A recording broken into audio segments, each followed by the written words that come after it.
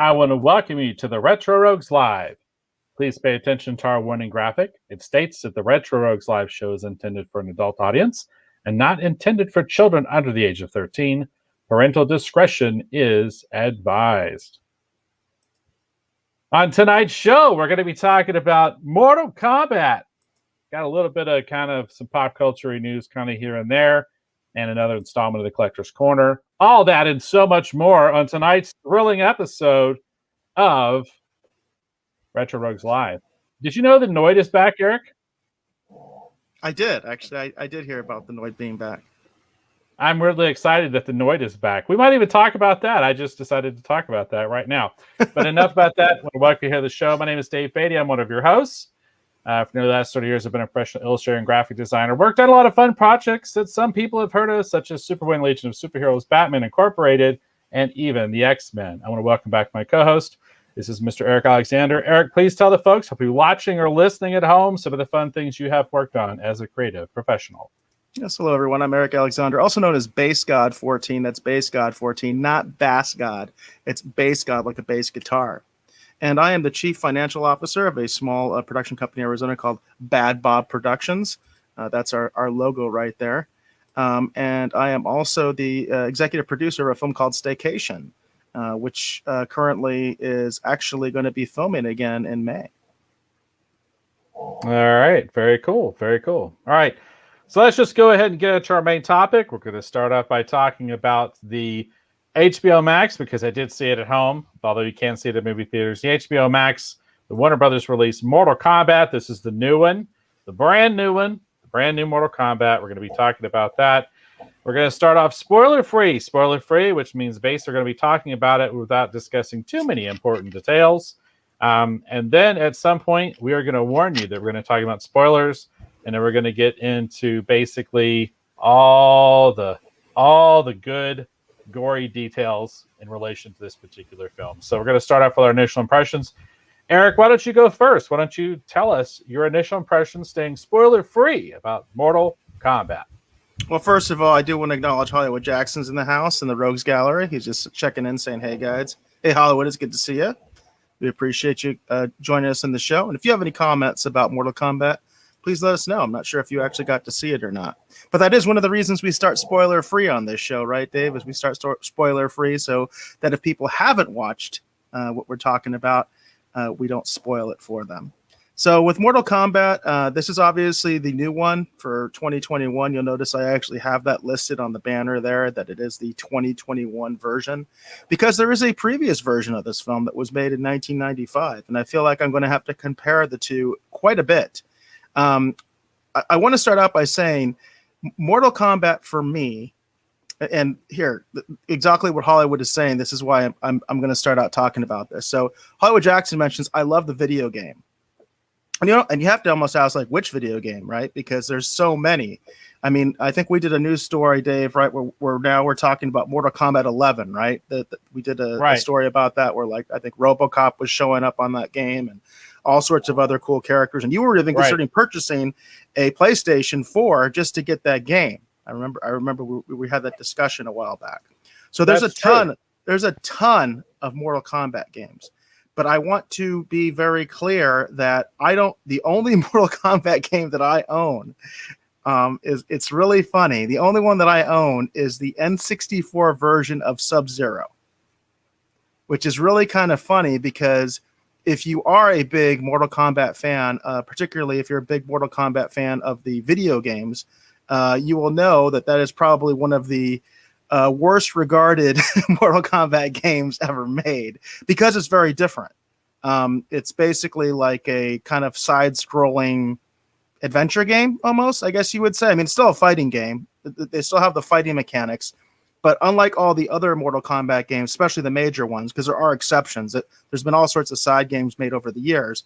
But Mortal Kombat, the basis of the first game and most of the games that people know and love, it's a versus game. It's a fighting game. It's a tournament style fighting game, right?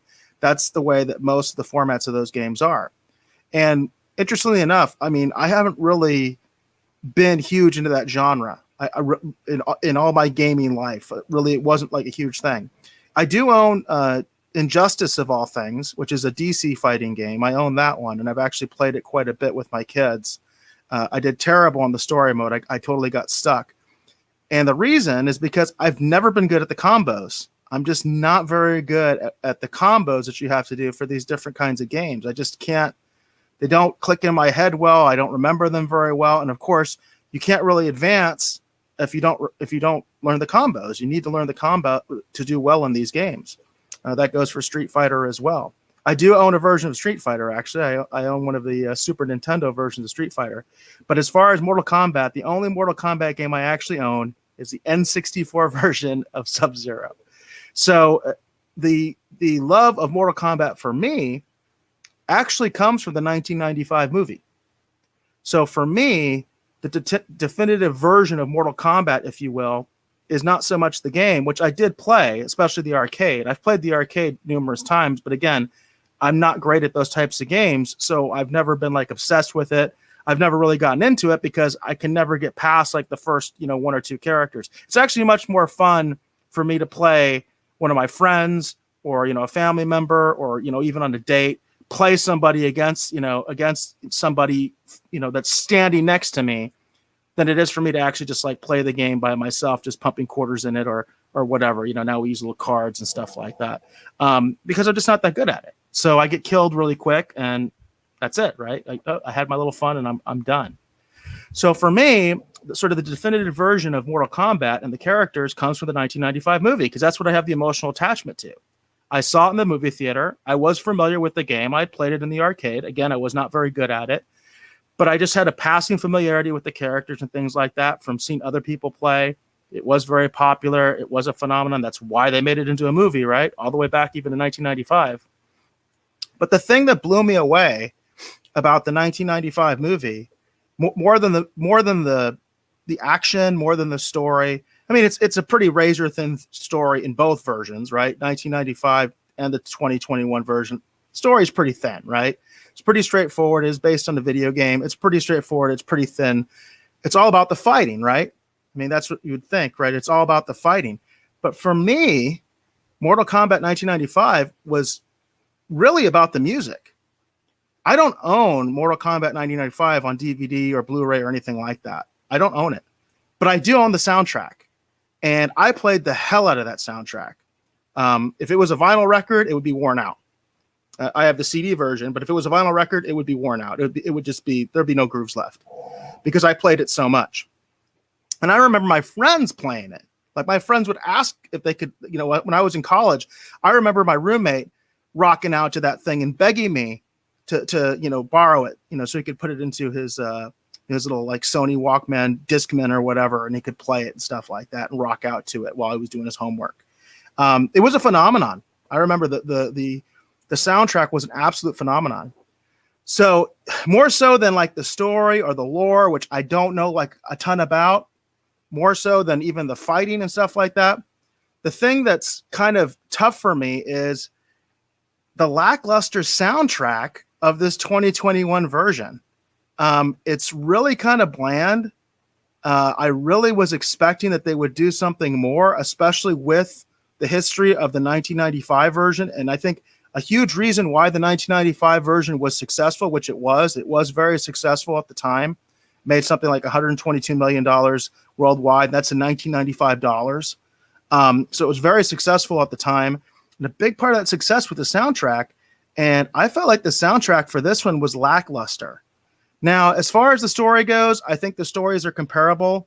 One thing about this one that I thought was interesting is this Mortal Kombat is it's like it feels very much like the first act of a 3-act story. Like this feels very, very like dependent on a sequel in a lot of ways. Like it's setting things up, which I don't really like that. I'm not a big fan of that. I like a complete story. The original Mortal Kombat also was kind of like leading you to a possible sequel, but I felt like that was a complete story. Like a complete journey had been taken in the original Mortal Kombat. And in this one, in the new one, I feel like we're just getting like the first act of a 3-act play. That I felt very strongly about that. And I personally am not a big fan of that. I really don't like that. I like to have a complete story, even if obviously they want to do a franchise, even if they obviously want to do sequels. Again, The original Mortal Kombat clearly had like a little teaser for a sequel, but I felt like it was a very complete story. And just so folks know, I went back and watched the 1995 version right after this one, just so I could refresh my memory and wasn't like doing nostalgic memories from the past that were all hazy. I went ahead and I watched it again just so I knew exactly what I was talking about, and I wasn't just talking out of nostalgia. I literally compared the two movies. I watched them back to back. I watched the new one, and then I watched the 1995 version. So it's hard for me to just not. I guess it's hard for me to view this movie just by itself. I have to compare it to the 1995 movie, and the thing that disappoints me the most is the soundtrack. So I'm curious about you, Dave. What are some of your spoiler-free thoughts on the film? All right, so let me start off by saying that I felt like that this version of Mortal Kombat, my overall broad take reaction to it is it was okay. I mean, that's my full spoiler-free reaction. It was okay.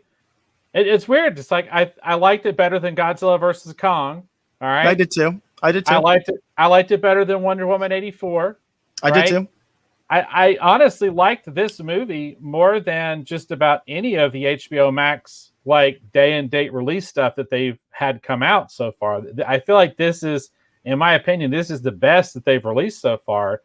And I liked the movie, but I can't get into my kind of issues I had with it until we get into the spoiler part. But let me just go ahead and talk about, I have a huge, huge love for the 1990s Mortal Kombat movie for a lot of reasons. First one is I love the original video game. I've played just about every version of Mortal Kombat. My favorite is going to be the original game. My second favorite is actually going to be the DC versus Mortal Kombat game, because anytime you can have Batman fight Sub-Zero, like two of my favorite characters square off, man, that's the bomb. All right. Although my favorite character to play in that game is actually Deathstroke the Terminator. So I really, really have loved Mortal Kombat for a very long time, and I have a unique connection to Mortal Kombat. We're going to get into my history just here for just half a second. I've talked before on the show about how I, along with Scott Clark and Dean Zachary, we co-created a comic book series called Star Gods back in the 1990s. Star Gods was actually optioned by Threshold Entertainment. Threshold Entertainment is the company that was behind the Mortal Kombat movies back in the 90s. I've actually been on a phone conference call with Lawrence Kasdan. I heard him speaking. So I have a very fond love for the 1990s Mortal Kombat movie. Huge, huge love for the 1990s Mortal Kombat movie. And I am going to be comparing this film to the 1990s version a lot, because I feel like that there are some interesting lessons to be learned from all things the 1990s Mortal Kombat movie. But overall, my initial impressions are, very favorable. Like I said, I enjoyed the movie. I didn't dislike the movie. I thought it was okay, and I can't really get into my issues with the film until we get into the spoiler part of the show. But that's my overall. So I'm curious. So having played all of the games and having been into the movies, I assume did you see the sequel, Annihilation? Did you see that one as well? Yeah, Annihilation's a pretty bad movie, because it's all over the place with the effects. Now let me throw this out there just to show you how far my connection to Mortal Kombat goes. I was part of a martial arts demo team that toured around the Mid-South doing performances for people, and I was Sub-Zero. I know people see pictures of me now and you can't imagine this, but I used to be able to jump kick someone 7'5" in the head. And I basically, for about 1 to 2 weekends out of a month for about 6 months, I went around and I actually fought Reptile in front of a live audience as part of a martial arts demo team as Sub-Zero. So I have a very, very, very fond connection to Mortal Kombat. So you're pretty familiar with the lore then as well? Yeah, I am. And I love here's the thing about Annihilation, because we're going to get into spoiler talk about the 1990s Mortal Kombat movies.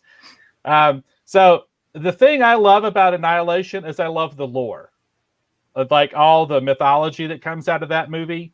even though some of it's a little disjointed, you know, I just love just the crazy epic nature, even though you can tell that they probably didn't have the money to really do what they wanted to do, but they just did it anyway, right? That's the thing that's fun about that movie. They just did it anyway. They didn't care. And I like a lot of the performances. The guy that plays Shao Kahn is really fun. I think he did a good job for the most part, you know, for that role that he was playing. Like, he's got a great voice. He's got a good look for that character. And it's interesting too, because Ray Park is in that movie. I don't know if people realize that, but Ray Park is actually doubling. Oh darn, what's his name? He's that guy who's in everything. He was in 48 Hours. He was originally cast to be an alien, and Michael Biehn replaced him. Why can't I remember his name? That guy's in everything. He replaced Christopher Lambert in Annihilation. He was the guy playing Raiden. Anyhow, really? Yeah, Ray Park actually doubled that guy for his fight scenes. If you look closely, like, because I watched some of Annihilation, by the way, Eric. After I watched this movie, I actually watched some of Annihilation. And as I was watching it, you can totally tell that's Ray Park doubling for that guy. But anyhow, that's Annihilation. That's the thing. Annihilation is a fun, bad movie. And I have some fondness for Annihilation as well. But I love the lore that comes out of Mortal Kombat Annihilation. Like, I think it's interesting, all the world building they attempt to do in Annihilation. I mean, what do you think? Do you like the world building in Annihilation? Well, I've never seen Annihilation.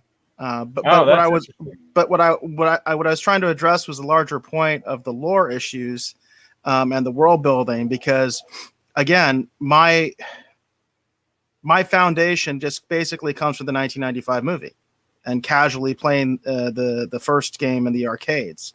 Hollywood Jackson mentions that he has DC versus Marvel. I wanted that game, but I never got it. I never got the DC DC versus Mortal Kombat, I think is actually was referring to. So I mean, I wanted that game, but I never got it. But what I'm curious about, and this isn't really a spoiler because it's part of the trailers and it was part of the lead up. I did do my research that people were griping about this beforehand. There is a new character introduced in this movie. And that was a controversial decision. And I'm just curious, Dave, if you had any thoughts going into this about the fact that they were introducing a new character as opposed to using the tried and true one. Well, here's my overall thing with the new character. But can we get into the spoilers? Well, I'm curious. Well, my question was going into it. How did you feel about going into it? Being someone who is a fan, who knows the lore, who's into the lore, into the world building, how did you feel going into this before you even saw it? How did you feel about the fact that they decided to add a new character, essentially as the central character, as the main character of the movie? I didn't know that they had done that until I was watching the movie. Really? I had no, yeah. Oh, wow. Because that was all over the place. That was totally all over. No, I didn't watch any spoilers. I didn't read anybody's reviews for this. I went into this movie pretty much cold. I remember we'd done a little bit of coverage early on when they first announced this film, because we talked about it here on the show a little bit. But basically, I went into this movie pretty much almost like cold. Like I hadn't heard any of the complaints. I hadn't seen anybody's reviews. I hadn't read any news articles about it. So you hadn't even watched the trailers, basically? I had seen one of the trailers with the volume muted at one point, but I didn't know that was a new character. I thought that was somebody else. You know what's funny is I think that's actually a great answer, because I think that was the case with a lot of people. I think a lot of people are actually going to be shocked by that, even though it's something that was widely reported on and lots of people were already voicing their opinions. I think mostly negative, and I think rightfully so. There was a point made by someone else on another channel that I watched his review, and he did make the point that it seems odd when you do have so many characters in this movie, and there's so many characters that I don't even know, but I know from my research are part of the Mortal Kombat franchise. In other words, they're not from the first game, or they're not from the 1995 movie, which is the extent of my knowledge. But right. In my research, and also because of this review that I watched, I know that these characters are based on characters that come in the later games. And there's a lot of them. There's a lot of new characters from, just the 1995 version. And one of the things that he mentioned, and I kind of agree with, is like, you've got all these different characters. You've gotten so many characters from the franchise. What was the point of inventing a new one? What was the point of that exactly? And I have a little bit of a theory about that as far as like maybe why, but ultimately I feel like any answer is a little bit flat after having seen the movie. It's kind of like, I don't really see why you had to have a new character. I totally feel like the established character could have filled the role, and actually what they also did was they relegated one of the main characters to basically a very almost cameo supporting character, in my opinion, who was absolutely central in the 1995 version. I think is absolutely central in the franchise, but in this movie, he's like nothing, and I think you know who I'm talking about. It's just like, I thought that was a really weird choice, and I just thought it was really strange in a lot of ways why they needed to add this new character. Yeah, I mean, I thought it was, like I said, I had no idea that that they were even that this was even going on. So I was just watching the movie, and literally, I thought that was supposed to be someone else. So as the film went on, and they kind of revealed who that was, I was like, huh? Who? Like what? Like, yeah, I thought the story was going. I think a lot of people are having that reaction now. Even though, like I said, even though it's in the trailers and all that kind of stuff, and I don't consider stuff in the trailers to be a spoiler, although trailers will spoil you sometimes. There's no doubt about that. But I did think that was a really weird thing, their decision to do that. And then after watching the film, I'm just kind of scratching my head like, I don't really see the purpose of why we have to have a new character to do what he did. I just didn't see it. And I didn't like his gimmick. I didn't think his gimmick was that great either. So, and let me share this real quick. I'm going to share my screen for just a second, Eric. Just to kind of give this a little bit of context here. So that's me. That is me as Sub-Zero after a performance, and that is that I am on a stage where we were fighting live. And if you'll notice, I have like knee pads and elbow pads and wrist braces and stuff on because we did that stuff for real. We didn't have very good padding, so we were taking full force falls, like on concrete and stuff. We were the real deal. So, but that is so cool. There you go. So that is so cool. Show that. Is there any video of that somewhere? Oh, I have video of me, yeah, as Sub-Zero. But kind of behind the scenes stuff. I used to have it on YouTube, but again, when I pulled my YouTube channel down, I got rid of it. But it used to be on YouTube. Oh man, we got to get that back up. Yeah. But yeah, like I love martial arts. That was a really big, important part of my life. And it was a big deal, Mortal Kombat back in the day. I mean, and I actually fought kind of locally and regionally in Street Fighter tournaments back in the day too. You pay an entry fee. And I fought as Ryu and Chun-Li, but I was never very good actually playing the video game, but I loved it. So yeah. But yeah, there you go. There's I was gonna go back and just actually show just an actual. Let me do it. I can't get it to work. My screen is all screwed up. I was gonna actually go back and actually show it because I have a few pictures of me actually doing martial arts back in the day that's on here. But maybe Jackson says show the video. Well, if the video was on this computer, I would show it, Hollywood, but it's not actually on this. It's not actually on this computer. It's actually on a different computer that isn't connected to the internet anymore. No, yeah. So I have a huge fondness for Mortal Kombat and specifically Sub-Zero. Like Sub-Zero was my guy. He was my guy. So I definitely have some things to say once we get into the spoiler part of the conversation here. So, gotcha. All right. So I'm going to go ahead and pull this down if you want to put a different graphic up, Eric. Cool.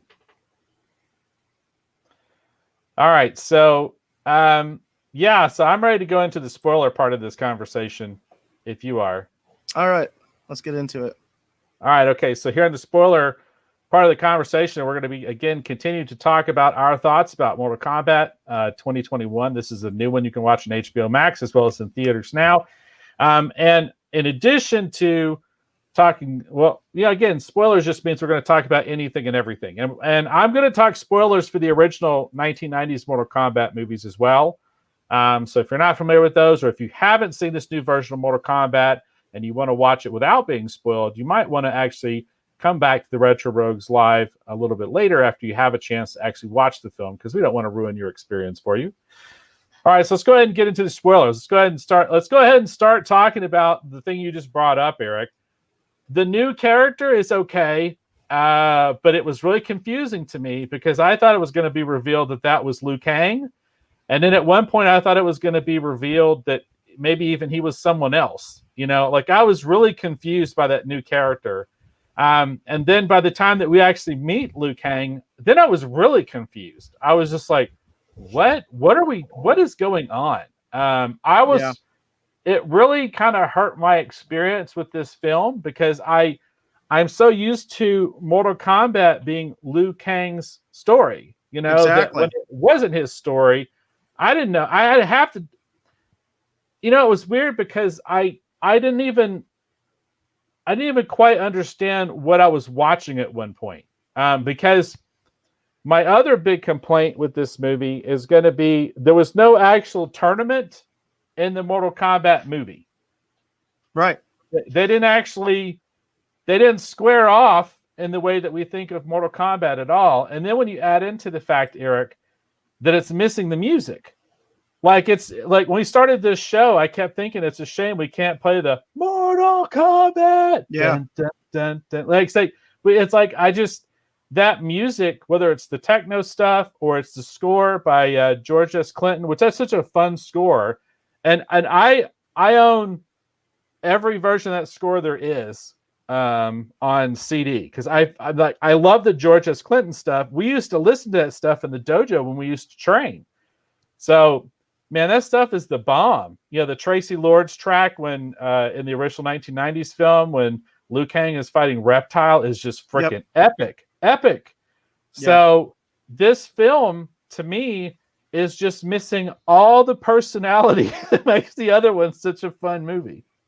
Yeah, I couldn't agree with you more. I mean that absolutely. I mean that the soundtrack is a huge issue for me. It's a huge issue for me. I feel like this one and the 2021 version is so lackluster. It's kind of like a insert soundtrack here. Not saying it's terrible or anything like that or it's bad. It's just it doesn't stand out. It doesn't stand out in any way, shape, or form. Whereas the 1995 version was a phenomenon. It was an absolute phenomenon. I remember how popular that CD was and how popular it made some of the artists on that particular CD. Tracy Lords was one of them. I remember that she had an album at the time and it actually got some major attention because of the Mortal Kombat soundtrack. I think Gravity Kills was another one, and there were several other artists that got a lot of attention because of the Mortal Kombat soundtrack. It was just like a big deal at the time, and it was just a big part of the movie. It was a big part of why the movie was successful. It's a big part of the reason why people enjoyed it. It was like hand in hand. But going back to the character issue, I feel like in a way it was good that I knew going into this that there was a new character. Because I had seen at least a little bit of the hype and stuff like that. So I knew that there was going to be a new character and he was going to be central to the plot. But comparing it to the 1995 version, and when you realize what they've done to Liu Kang, I mean, it's terrible. It really is. I think if you're a fan, like if you're into the lore and the world building, they make him such a secondary, borderline cameo character, in my opinion. I mean, he's really doesn't stand out at all. I mean, I have a picture of him over here, but he really doesn't stand out. He's really not even part of like the main group, in a lot of ways, because in this version, it's basically the new character, which is Cole Young, right? and Sonya, and then I don't want to pronounce his name wrong, but Kano, right? He's actually a very important character in this. Kano. Jax is pretty big in this one. And then, of course, the rivalry between Sub-Zero and Scorpion is also fairly. That's the bookends, right? That's the bookends of it. That's not the core of the story, but it's the bookends. The bookends is Sub-Zero and Scorpion. And I did like that because if you're going to give one criticism to the 1995 version, remember in the 1995 version, Scorpion and Sub-Zero are just basically mindless slaves. So there's no exposition on their backstory. In fact, there's just the throwaway line where basically, as they're being introduced, they say, they are mortal enemies, but I have them under my control, or something like that, So that's all the exposition you get. Like if you weren't into the games or anything that's all you would know is that, oh, these guys are supposed to hate each other, but apparently they're under the sorcerer's control right now. Here, if you would allow me, let me give you the full quote because I love this scene in that movie. They come walking in through the door, and Shang Tsung says, "Scorpion and Sub-Zero, the deadliest of enemies, but slaves under my power." It's so sad that you know that, Dave. It is not sad. It is a great movie. And Carrie, what is it? Carrie I Takala, just watched that, and I couldn't get the line right. You know what I mean? Oh, that movie I love that movie. I'm sorry. No, it's great. It's great. It's a great But what movie. I'm trying to say is the one thing that I'll give this version that you didn't have in the 1995 version is you get a lot more about the Sub-Zero Scorpion rivalry and the source of the rivalry and all that stuff. I did actually think the beginning scene of this movie, of the new movie, the 2021 version, was really well done. I really did enjoy that, the massacre of Scorpion's family, which is kind of weird to say. I enjoyed the massacre of Scorpion's family. When you say it out loud, that sounds really bad, doesn't it? But it was done really well. I thought it was done really well. And I was a little bit confused at first because I didn't realize that was Scorpion. And I was a little bit confused. I was like, what's going on here? How's this gonna work out? But I also got to give it to, and I'm going to butcher his name, but I got to give it to Hanzo Hasashi, right? That actor is amazing. He was in the Last Samurai. He was actually, I think, in Endgame of all things. He's been in tons and tons of movies, and he is an awesome actor. Just has a lot of dramatic weight to him, so he can act. But then the other thing is he's an amazing martial artist, and that's a rare thing when you have a guy that can actually pull off so many of the moves and is also like a really good actor. And I think it's also kind of funny because he's never really gone Hollywood. Like he always basically does his lines in Japanese, even though he can speak English, which I think is also kind of interesting. But I really did enjoy the beginning scene where they did show where that rivalry comes from. And then I also kind of did like the bookend aspect of it, that the final big climax, does involve the two of them. Did you mean I think it's Hiroyuki Sanada, the guy who was playing Scorpion? Oh, you know what? I just said his character's name. That's his character's name. Yeah, his character's name is what I said. Yeah. So yes, that is who I'm referring to. Yeah, he is. He's a tremendous actor, and I thought it was really great. I mean, like for example, I don't have any. My biggest complaint with what they did with Scorpion and Sub-Zero is that I still don't understand why I understand why Scorpion hates Sub-Zero, but I don't understand why Sub-Zero just showed up and murdered his family. He says for the Lin Kuei, but we don't get too much explanation that Scorpion's clan had wiped out the Lin Kuei back in the day. Like you kind of have to already know again. And here's my biggest complaint with this movie: you kind of have to already know the lore to fill in the gaps, because I don't feel like this movie, while they didn't spend a whole lot of time dealing with the tournament aspect, they didn't spend a whole lot of time kind of filling in gaps for the new part of the story that they introduced. And that's going to be one of my big complaints. And I just felt like that it was just kind of weird, because I feel like the 1990 version of the movie, while even though it's such a short line and we don't learn that much about Scorpion and Sub-Zero, that scene is so great, and you immediately understand the threat, right? And that these guys are a force to be reckoned with. And it's just really great the way that they're introduced. And I felt like that while it was fun to kind of see this scene at the beginning and they have their battle at the end, I just felt like that it was just, I just don't feel like this movie does as good a job of basically telling sort of even just the basic through line of the video game. That's interesting. So, me not being as familiar with the video game as you are, I can't really address that. But from the perspective of comparing it to the 1995 movie to this, I thought what they did with Scorpion and Sub-Zero was better in this one, because in the 1995 version, I think they're just stock villains. They're actually almost like ninja zombies, basically, is probably the easiest way I could articulate it. In fact, Reptile, I think, is a more developed character in the 1995 version than Sub-Zero or Scorpion. Whereas in this one, at least you get some explanation of their rivalry. They are independent forces. So I, in my personal opinion, I thought they actually did a better job in this version, as far as just at least explaining that and giving the characters a little bit more depth. Whereas they don't have any in the 1995 version. Yeah, but see, I feel like in the 1990 version, the thing that makes them cool is it's the Boba Fett effect, because you don't need all that. You know, you get a couple of basic lines and then you just see them just kicking butt for the majority of the I think film. it still works. I think it still works in the 1995 version.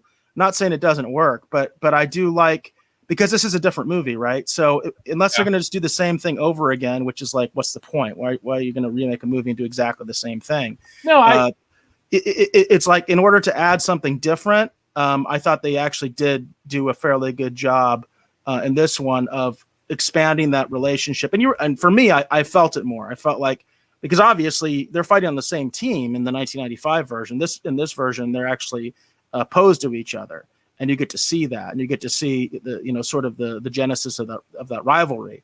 And also, I just thought the fight choreography in that beginning scene is awesome. Absolutely awesome.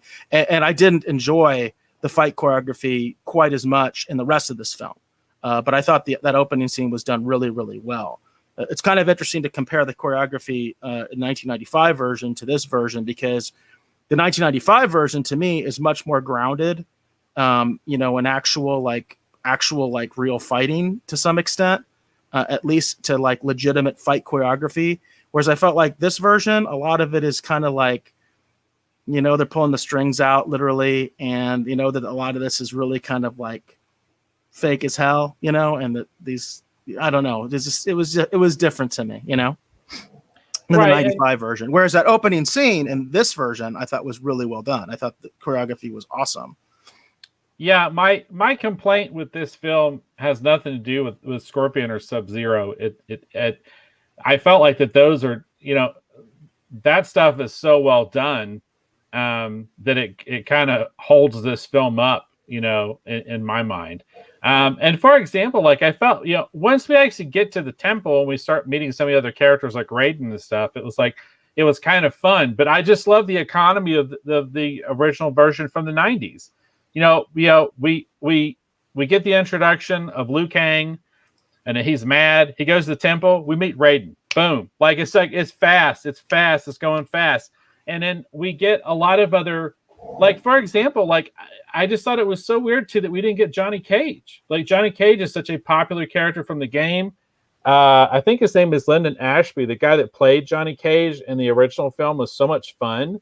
And it's just, I don't know. I guess. Here's the irony of that. The irony of that is that the Mortal Kombat franchise, the entire idea for Mortal Kombat the genesis was to do a Jean-Claude Van Damme game. That was the genesis of it. And what happened was they couldn't get the rights because Jean-Claude Van Damme was already doing his own video game, or at least the rights were already secured by somebody else. So he couldn't participate.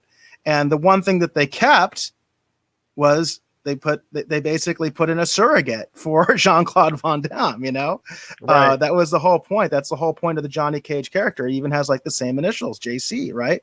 That's the idea.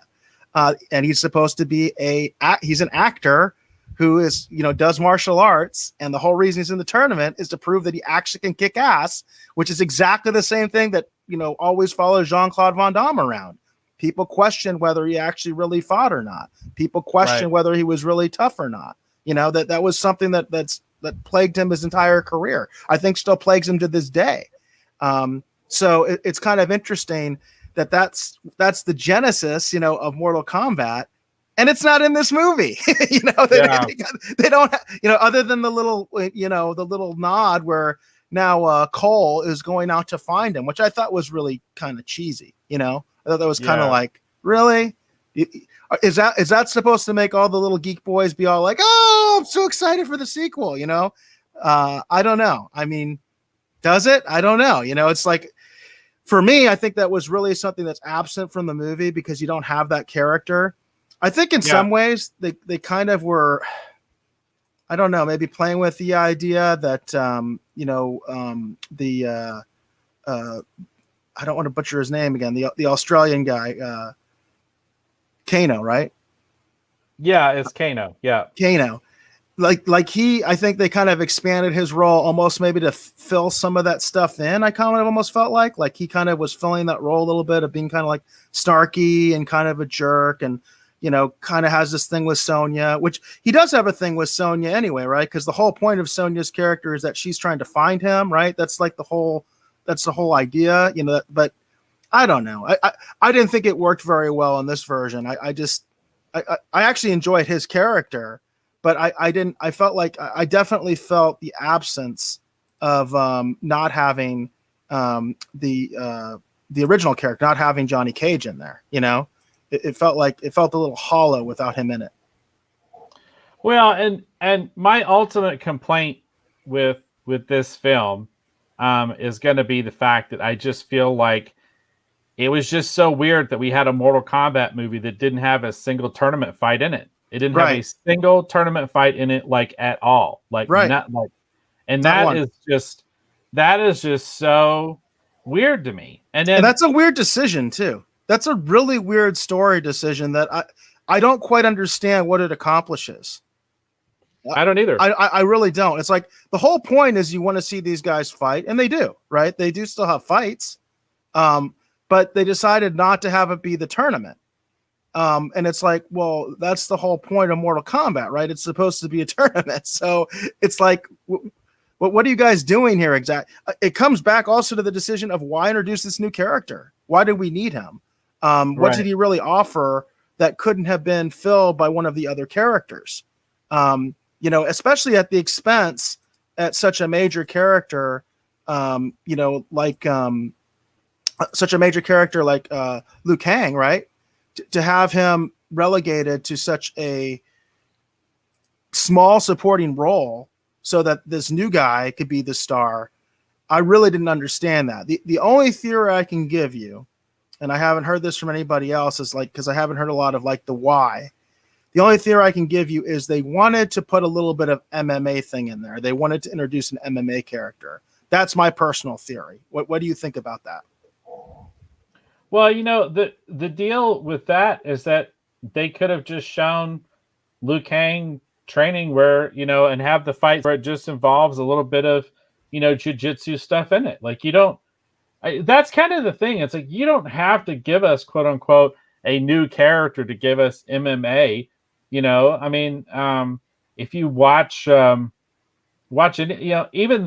even the 1991, it does have some of that kind of stuff in it. It's just they don't spend a lot of time on the ground because it's not fun watching people roll around the ground. I mean, I know MMA is all the rage, but two people trying to choke each other out on the ground, unless you're watching an actual live match, a couple minutes of that on screen will put you to sleep. Because it's I have to say that there are millions of people, including myself, who disagree with you, and there's a huge industry, including huge pay-per-view events. I've seen the bars, and I've seen the effect that MMA has on those, and the amount of people that go to them.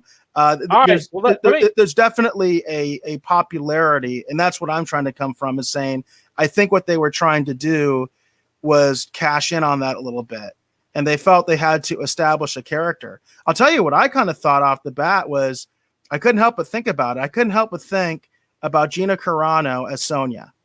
And if Gina Carano had been Sonya, that she could have done an MMA scene. You know what I mean? Since she actually was a professional mixed martial artist, that totally went through my head. So I do agree with you that I think they could have totally used one of the existing characters to do something like that. But I think they chose specifically not to do that and then introduce a character who is a quote unquote MMA fighter. But then when you see his fighting style and his gimmick, it's not MMA at all, which I also thought was kind of cheesy. Being a fan of MMA, I'm like, that's not an MMA style at all, what he did. And his gimmick doesn't conform to that at all. So I felt very flat with that. All right, so let me qualify my remarks here just a little bit. Okay, what I meant is when you're watching an actual real live match, you know what I mean, and you're involved in what's going on, that kind of stuff is fun and entertaining, right? But what I'm saying is depending upon how you portray it on film, I wouldn't necessarily consider it super dynamic. And actually, some of the people who organized some of the early Ultimate Fighting actually came to our dojo trying to recruit fighters about 1,000 years ago, too. By the way, and I'm not against MMA, but all I'm saying is that MMA, in all honesty, basically jujitsu, is basically what we're talking about. Jiu-jitsu basically should be incorporated into all this stuff to begin with. Like, well, I don't feel like that's not my background. My background was in wrestling, and I always liked the wrestlers and mixed martial arts and stuff like that. Right, I like seeing them kick other people's asses. I think that's kind of fun. So since I wrestled in high school. Okay. All right. Well, all I'm saying is that jiu-jitsu should be like that, grappling of any form. Whether you want to call it China, you want to reference kung fu, whether you want to say wrestling and come at it from a European or a Western perspective, it doesn't matter. All I'm saying is that should just be incorporated into the choreography, period. All of these characters should be doing some of that stuff because it's an important component of the martial arts. One of the kind of the unfortunate realities of martial arts is when they started breaking things up into systems, so a grappling system becomes its own thing, but if you study the parent systems, a lot of these styles, if you can actually go far enough back, grappling was an important component of all the martial arts. It was never meant to be a segregated thing. And when the 1990s film was made, it just, grappling wasn't considered to be, it was like a separate thing that was outside, you know what I mean? Outside of what was considered to be martial arts. But in reality, it's all the martial arts. I think about what Bruce Lee said about unless there is, someone, born with, 3 arms and 4 legs, maybe then we will have a different way of fighting, so it should be, that's what I'm saying. The choreography, in all honesty, should encompass all of these different aspects so that you don't have to have a character who specifically represents MMA. You know what I mean? It's not necessary. All these characters should be doing, a whole martial arts system when they fight. It should be in the choreography of all of it. Yeah, I totally agree that it's unnecessary. I just think that's what they were doing. That's the only thing I can come up with, because otherwise I don't feel like he really served any other purpose. Yeah, and I kind of didn't like his look either when he morphed into his weird outfit. I didn't like his gimmick. I thought his gimmick was silly. All right, whatever. And again, it didn't seem to incorporate what supposedly his fighting style was either. So it's just like, I'm like, did anybody really think this through? But I don't know. It could also be one of those things. Who knows? Who knows what's going on behind the scenes? Maybe they're planning in Mortal Kombat 12 to introduce this character, and they felt it was really important to make him central in the movie. Maybe it just comes down to that. Simple marketing. Who knows? But I kind of feel more and more that it's some Hollywood hack that came up with this idea and said, "Hey, we need this and we need that," and I don't know. Sometimes it's like you really don't need to reinvent the wheel. You really don't. That entire role could have and was in the 1995 version basically filled by Liu Kang, right? So it's like, why couldn't you do that in this one? Did you just not like the actor? Was he not good enough, to carry the film? I don't know. But relegating that character to such a small supporting role, in my opinion, I didn't appreciate it, and I'm not like a huge obsessed Mortal Kombat fan, but I know enough about it that I'm like, That kind of sucks. That doesn't seem right. Yeah, I didn't like it either, and it really kind of put me off. The whole between the no tournament, right, and then Yeah, the when no you tournament was really yeah, weird. Really weird. and I kept thinking it's like, well, this stuff's kind of weird, but by the time we get to the tournament, it'll be okay. And then we never get to the tournament. Yeah. And I remember the movie was ending, and I was like going, well, that was weird. Why were we worried about these people representing Earth in the tournament, and we didn't even get a tournament? And I guess that's kind of the thing. It's like maybe if they'd actually had a tournament aspect to this, maybe I would have felt differently about it. But it just didn't really. Like I said, it's okay. That's the problem. These changes that they made, in my mind, I don't really feel like they're an improvement. They're just a change, But like I said, the film has a lot of good values. Like I thought the production values were really good. The choreography for the most part is pretty solid. All the actors and everyone seem to be pretty well cast in the roles that they're in. But at the same point, it's just I felt like that a lot of these characters just do not have the personality that they had from the 90s film. I mean, the guy, Robin Shou, who played Liu Kang, he had a lot of personality. There was just something about, it's kind of charismatic. It's like Kerry Tagawa, the guy that played Shang Tsung, he has a really great energy and a personality, and he's unique. You know what I mean? Yeah. And that was the thing when I think back to that film. Pretty much everybody playing those roles, they had a real kind of personality about them. And even though Scorpion and Sub-Zero don't have any lines, and they are kind of like mindless zombies because they were slaves under Shang Tsung's power, there's just still a personality about them, especially when you talk about the music. The music tells you a lot about who these characters were in the original film. And I felt like that this film just lacks the personality of the 90s version. And then when you add in no tournament on top of it, it's like, it's okay. I feel like I was watching a Mortal Kombat fan production. Yeah, and I think you really hit a good point about the music again, because I do want to emphasize that, because the music does help tell a story. That's what great music does. It sets a tone. It tells you about that character, right? When Darth Vader walks in the room, you know exactly what he's all about because of the music. He doesn't have to say anything. And so that's a very good point. And the soundtrack in this one is extremely lackluster. It really is. It's vanilla,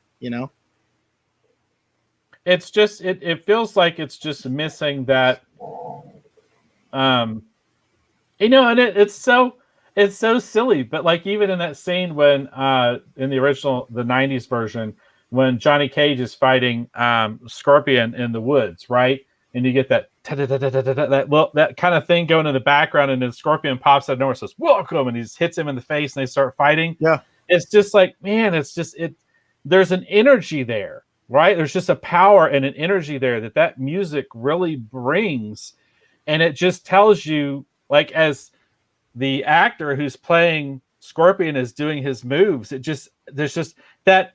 The way they do that with, I don't know what instrument that is, but it just kind of builds this tension, and you're waiting, what's going to happen? And he comes out of nowhere. And then when they start fighting and all of the guitars and everything start going into it. And it just really brings the power, and it makes Scorpion seem even more fierce than he really is. You know what I mean? And it elevates him to this epic status.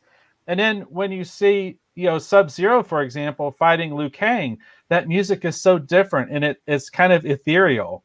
And you see the kind of the smoke kind of wafting in as he comes out, and he settles into his, you guys can't see this, but I'm actually doing the movements, and he settles into his fighting position right in front of Liu Kang, and he intentionally assumes a lower stance, and then right. Liu Kang is standing there, and it's just that music is so ethereal. You're expecting something magic, because that's what Sub-Zero is going to do. He's going to bring the magic. Scorpion's going to bring the ferocity. He's going to break your bones. He's going to burn you to death with fire. But Sub-Zero, he's going to bring the magic. He's going to create something out of nothing. It's just, there's just this really awesome thing that music does for that film, and it tells you who these characters are. And I feel like that this film, I'm not really sure who they are. I mean, I know who they are, but that's the problem. I know who these characters are from the other movies and from the video games. I don't know who these characters are just from this movie. That's the Right. problem. And I think it's really worth comparing the Reptile scenes, because Reptile is like completely almost like nothing in this version. I mean, he's basically killed before they even get any training or anything like that. He's really not a big deal. Whereas the fight scene in the 1995 version, it's one of the last fights. It's like an epic fight, it's a huge thing, and in this one, it's like nothing. But in this one, it's like, oh, but in this one, we made him look like Godzilla. So he's way cooler looking. I guess it's kind of, I can just see like an executive saying that, he's way cooler looking in this one than he was in the other one. Because, the other one, it was at the dawn of CGI. And admittedly, his Reptile version was kind of cheesy, but it wasn't about the Reptile version, right? It was more about the ninja version. So, that's kind of what they did in the original. Whereas in this one, they kept him in the more of the lizard form. So I thought that was kind of, I didn't like it, the way they did it in this one. I thought it was done better in the original. Well, here's the thing. The Reptile fight scene in the original Mortal Kombat movie is super epic. I can't remember the name of the gentleman who actually played Reptile in that scene, but holy cow, that guy is amazing. Yeah.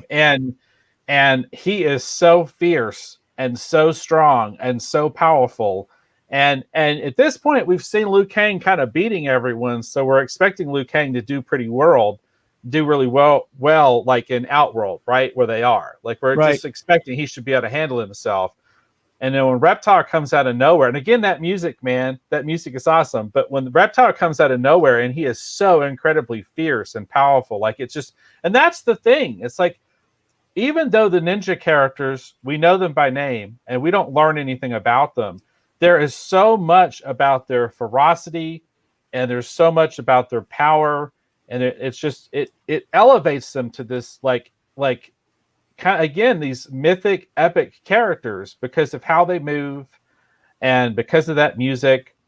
And in this one, to me, it's like, okay, it's a CGI creature. All right, well, they did a little bit of that in the last one, but the thing that really brings Reptile home is when he morphs into his actually humanoid form and they call out his name and he comes out and he fights. And that's one of the best fights in this movie is Liu Kang versus Reptile in the 1990s version. It's super epic. And in this one, it's like, it's okay. And I guess that's kind of the thing, because again, they're fighting a CGI creature, even if there was a double, you know what I mean, for some of the scenes, who's in a mocap suit or whatever, which I don't think it is, but it just doesn't, it's just, I don't know, it's just, it doesn't feel tactile. It doesn't feel real. And I guess that's the thing. It's just that there's something about that other film that, again, it tells a better story. It's more cohesive. And when you add the music in with the physicality of the performances of the actors, when you talk about the people who are playing the characters who, they don't really show their face, but they commit, you know what I mean? Like they're all absolutely. in. And it's powerful and it's awesome. And it's just, and that's why we know who these characters are at the end of the day. The video game and that 1990s movie, like it has a power to it. And I feel like that this one, even though they're trying to add a little bit more to the mythos and they're trying to do something new to an extent, I feel like some of the things they've gotten away from are so important. And here's the other thing that bothers me about this film too. Did we have to kill so many important Mortal Kombat characters before they even make it to the tournament? Because I see they're showing Goro there, and I'm like, did we have to kill Goro in this movie? Like, he's like one of the most important characters in the video game. Like, he's one of the major bosses you have to beat. Well, they did kind of imply that maybe they'll be back. I got that vibe anyway, that they're going to be sort of reincarnated or something like that. I got that vibe from it. But I do agree, because I hate that in DC movies and I hate that in Marvel movies. I hate it when you kill like all the bad guys. I just hate that. I do not like that. I think it's completely overdone. I don't know why they continue to do that in Hollywood, but they do. Yeah, I do want to comment that I know some people, they were kind of looking forward to the fact that this is rated R because, they like the blood and gore of the Mortal Kombat games. I really don't think the blood and gore in this really added anything that you somehow lost in the 1995 version. I really don't, because there's some pretty awesome fatalities in the 1995 version as well. And I didn't really think that the added gore really added much of anything for this film. I don't know. What did you think about that? Because I know there's some fans that I think that's a big deal for them because they wanted an R-rated Mortal Kombat. Like they really wanted that. Well, I understand them wanting the R-rated Mortal Kombat, but I don't feel like, in all honesty, it added much either because, and Goro is a great example. Okay, we don't really learn much about Goro. He shows up, he fights the new guy Cole, right? The new guy beats him, and basically it looks like he probably kills him. And here's the problem with that, Eric. Even if they bring him back for another movie, the first time we see Goro on film fighting the new guy, who they keep saying needs more training, he kills him. So why would we expect Goro to be that much of a threat, even if he returns for a sequel? Right. And you could give us all the gore in the world, but if you don't establish a character as a major threat, it doesn't really matter. I feel like, and this is going to be bad to say this, but I feel like the 1990s film, like, for example, when Sub-Zero snaps that gun in half like it's nothing, that first time, like, you already know these guys are going to be bad news, right? Like, we're dealing with something that's beyond what we understand, right? And that's one of the things that this film seems to ignore, is just the magic of just the craziness of this world. And in the 90s film, Goro kills all these people and Shang Tsung steals all their souls before any one of the main characters we're following even tries to fight Goro. Like, we see Goro killing all these people, and it's just, you just understand the threat, and that's the problem. It's like the gore is not going to make up for the fact that I feel like the story, as they've structured it in this film, it just doesn't work as well. It just doesn't. I also want to point out that for whatever they got out of the gore in this version, I think it wasn't worth what audience they might lose in terms of younger people that want to watch this that can't because their parents won't allow them to. I don't think they got a good return on their investment on that. I really don't. I think it actually helped the original version, which is why they did it, why it was PG-13, was because it expanded their audience and more kids could watch it. I think that's a very good argument for why you would do that. And I don't feel like losing that audience, losing those younger viewers, is worth it just so you can have some gore and satisfy the quote unquote hardcore that want that rated R Mortal Kombat movie. Because I just don't think it added anything. I mean, if they had done something really crazy, like something really, really insane, that we just haven't seen before, and maybe that's part of the problem, is because for me, like, it's like, I feel like I've seen everything on these movies by now when it comes to gore. I mean, I've seen some pretty bad hardcore, horror movies and things like that. So it's like, doesn't really add anything to me. It's like, okay, they split that person in half. Well, they do that in this and they do that in this, so I don't know. It just didn't seem like it added much to me. And I don't think it really gives them that great of an investment on return, when basically what you're doing is you're eliminating a good portion of your audience. Well, and I guess for me, if the gore serves a point of the story, like, for example, like, one of the first really gory kills that we get in the original film is when they're having the banquet, and then Sub-Zero and the ninja guys, whatever, come out and they flip over the tables, and Shang Tsung's got the taste of things to come, and you see this one guy, he looks like a pretty powerful fighter, and he's going to fight Sub-Zero. Sub-Zero freezes him and he breaks apart into a bunch of pieces. You get that great shot of, Kerry Tagawa saying fatality. You like, and see that's the game. See, that's the whole problem right there, because that in that moment, in that movie, and however long that takes, which is not a lot of time, that is Mortal Kombat the game right there. Like, all in one little small encompassing snapshot. There is nothing like that in this. And that kill has a lot of power, because you understand, again, like you said, you're seeing magic. You're seeing things beyond the realm of just pure physicality that we would understand, right? And you realize that the Outworld fighters are not just normal people, right? Right.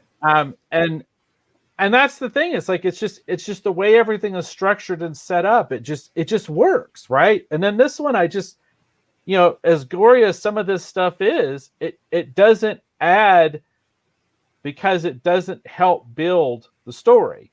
When we see Sub-Zero do that, we realize, wow, people could die in a really horrific manner. This is really bad. This is awful, right?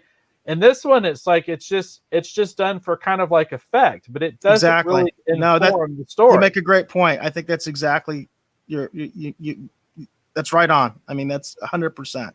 It doesn't really serve any purpose, is the point, other than to satiate those hardcore fanboys that just always wanted that rated R Mortal Kombat movie.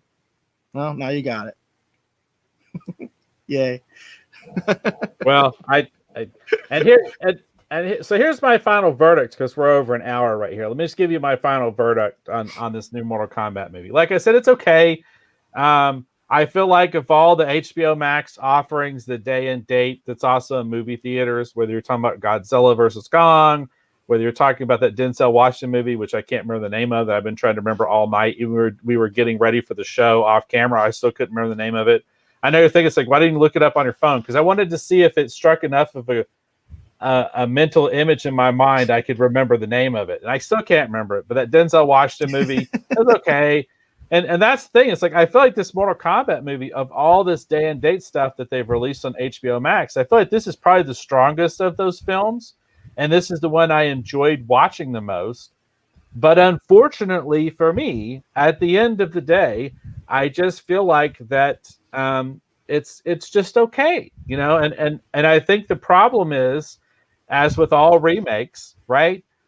They changed some things, they added some stuff, but it just doesn't compare to the magic of the original film. There's just something of, and here's the thing.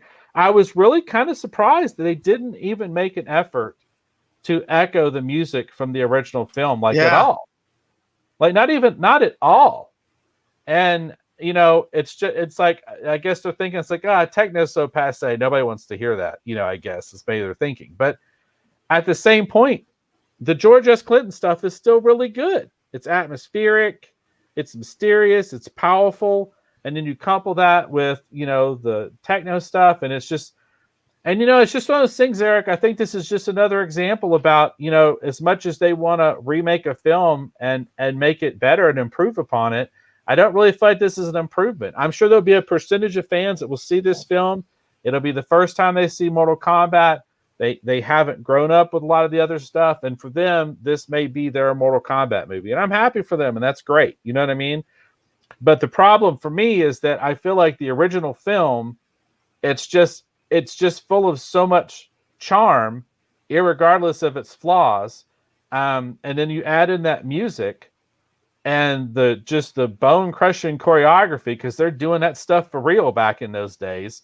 There's just this visceral, powerful thing about that choreography, and it's just such a great film. And I feel like that when you compare that to this one, even with the gore, I feel like the original 1990 film still stands head and shoulders above this one, in my opinion. Yeah, I totally agree.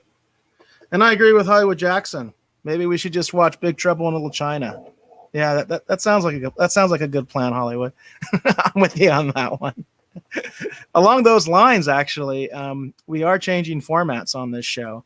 This is our last Wednesday broadcast for the foreseeable future. We're jettisoning Wednesday because we want to try something different. And we have decided that we're going to be broadcasting on Thursdays and Sundays. And what we're going to be doing is We're going to be doing a Thursday evening show that's going to still be at the 7 p.m. time slot. That's 7 p.m. Pacific time. And that one's going to be focusing on the Collector's Corner, along with pop culture news and streaming wars news if we have it at the time. And then we're going to be doing a show on Sunday at noon, also Pacific time, where we're going to be focusing on retro reviews. And Big Trouble in Little China, I think that's something that we might be interested in, because I think that would be kind of a fun one to look at. In fact, a lot of people have made comparisons between Big Trouble in Little China and this film. Do you know why that is, Dave? I would assume. I assume because of the lightning wielding god that's portrayed in this film, and very similar looking too. Yeah. The design is very similar to those characters. I thought that was kind of fun. I saw somebody talking about that. That was the real original Mortal Kombat movie, is Big Trouble in Little China, and that would be fun to visit. I just got to find out where that's at, if that's at anywhere that I can access. And then, of course, it would be nice to see Picard versus Skeletor. That would be pretty awesome. I think Picard would lose. I don't know. Picard's pretty evil at this point, so he might be able to outdo Skeletor. I don't know. He's pretty evil, so. Well, he is kind of an android now. He is kind of destroying an entire beloved franchise. So, I mean, that's pretty powerful. In my opinion, that's pretty powerful. Pretty evil too. Pretty evil. Well, along those lines, if we could do a little bit more house business here real quick. I want to go ahead and put this up here. So this is the Kirby Tees website. I think most of you who are familiar here with the show know that Kirby Tees is my t-shirt company. And along the lines of mentioning Picard, I wanted to show off a couple new t-shirt designs here real quick. One of which is of particular interest is actually going to be this one here. This is the Retro Rogues More Picard shirt. So if we pull this up here, this is, of course, our classic avatar. This is Eric's avatar, the Retro Rogue, as you will. And then if we look at the full design here, we'll see that it says what this show needs is more Picard. So that's one of the new designs here available over on Kirby Tees. This is our new Retro Rogues, one of our new Retro Rogues shirts. So this is what this show needs is more Picard shirt. And then also too, we'll go over here. I've got a couple and it's interesting we're talking about Mortal Kombat because I've been thinking about these designs for quite some time. So these are new too. This is the Cyber Samurai red. This is kind of a fun idea I've had for a long time, but kind of looks a little bit like a character from Bushy Tales, but this is a totally new design here. This is the Cyber Samurai red, and then we also have as well. We have the Cyber Samurai in blue. Very so cool. These are some new T-shirts available over at Kirby Tees. And then we're going to continue to add. I'm going to try and add like new designs, basically like at least one every week. It's something I'd meant to do. And then we have another new Retro Rogues.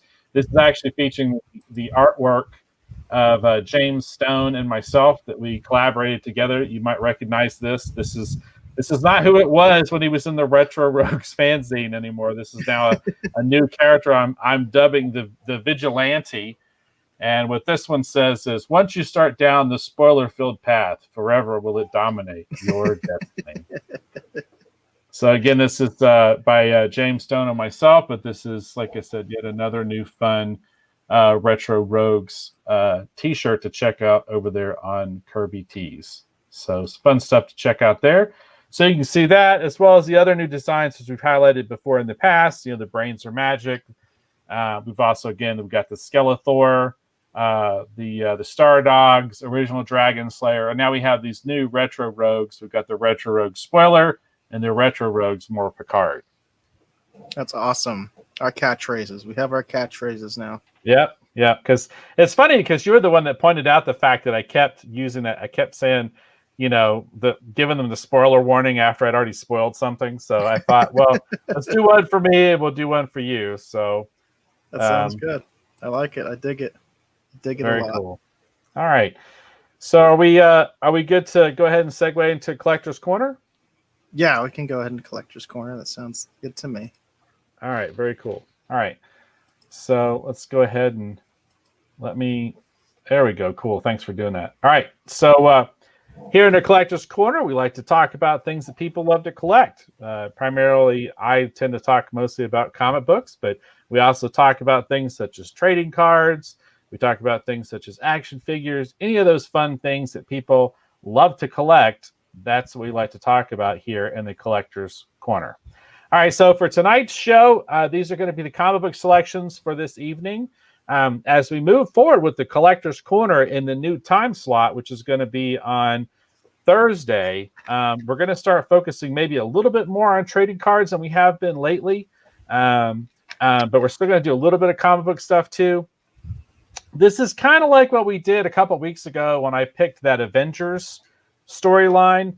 Instead of necessarily highlighting a single book, I wanted to highlight a storyline. This is one of my favorite stories, actually, from Justice League.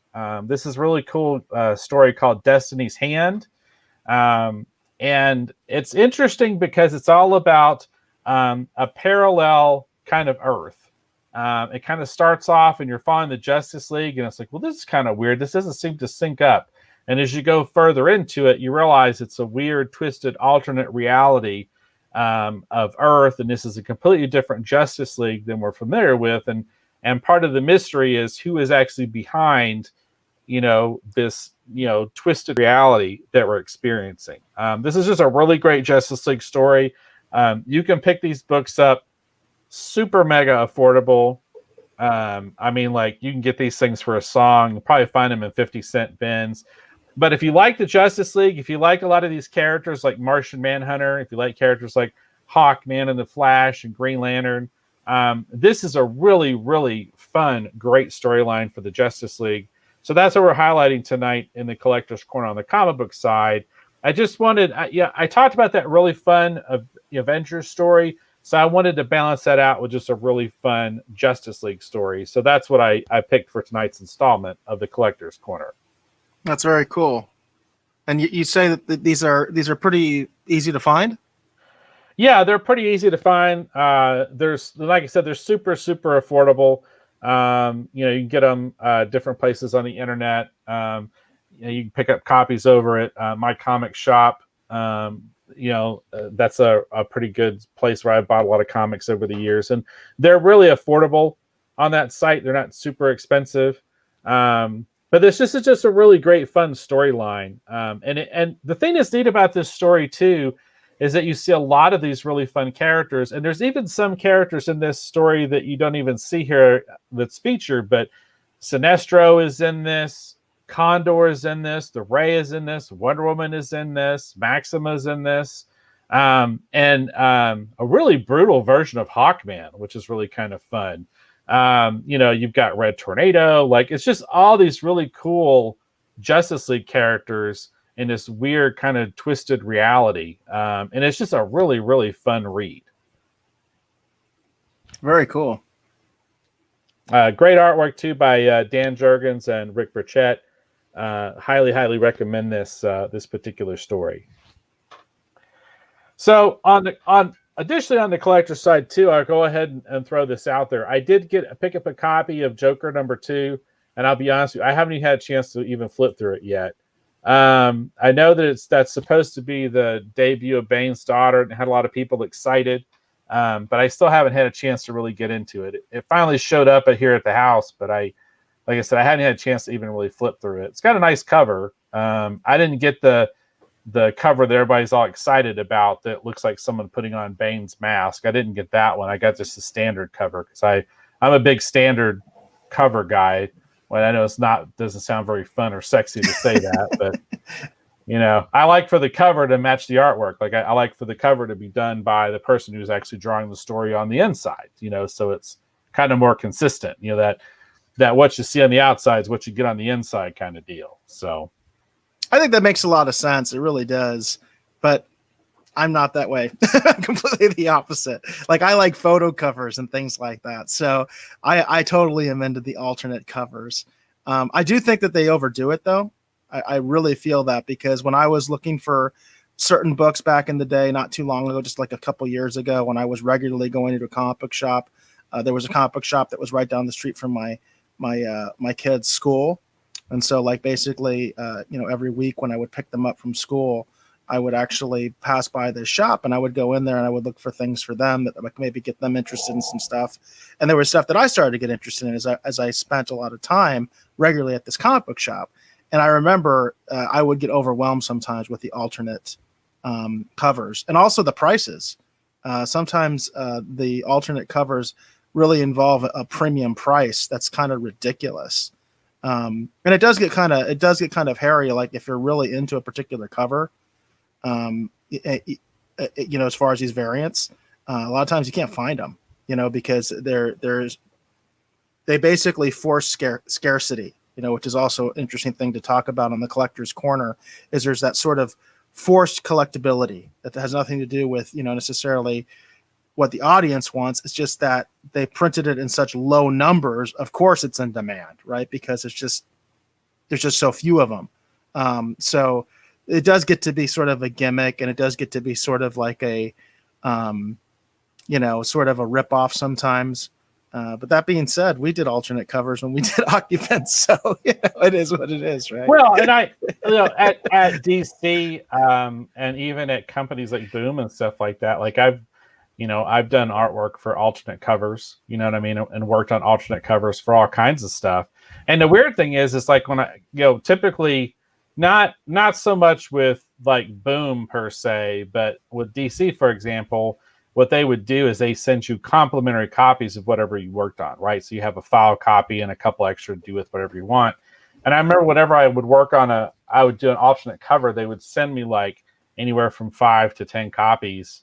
And I would take those conventions, and used to always freak people out because I would just sell them for cover price. And sometimes I'd just give them to people, and they always used to freak people out. They're like, man, this thing's worth, and I was like, it's not worth nothing other than if it makes you happy, you can take it. Like I never really, it's just one of those things. As long as I have a copy for me, that's all I was really worried about. Right.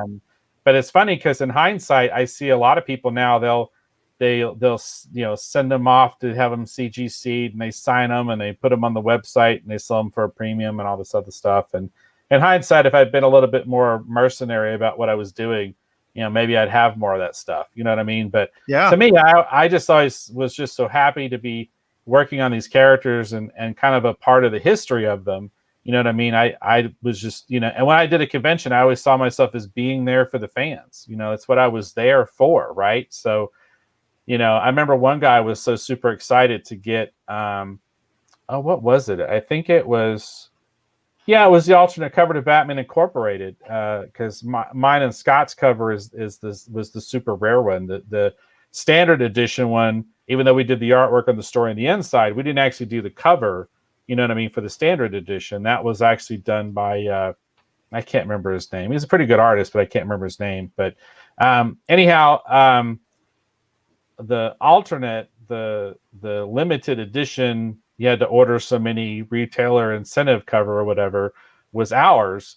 And I didn't think anything of it. And this guy was just beyond the moon that he even found a copy of it, because he couldn't find a copy of it. And then it freaked him out when I just signed it and gave it to him. Because he actually had, what was it? He had something else that I'd worked on, and I thought it was so crazy that he had that. And I signed it for him. I thought, well, you're obviously a fan if you've got that. Oh, I remember. He on his bag, he had a couple of Bushy Tails buttons on his messenger bag. And that was what kind of flipped me out. You know what I mean? That he'd followed my career that long. You know what I mean? Yeah. And so he was like, yeah, I was like, how much for it? I said, take it, man. I signed it for him, and he was just like, oh man, this is so, it's like freaking out. It was fun. I kind of miss those days sometimes. Yeah, I can understand why. I can definitely understand why. So, hey, those days will come again. We'll see.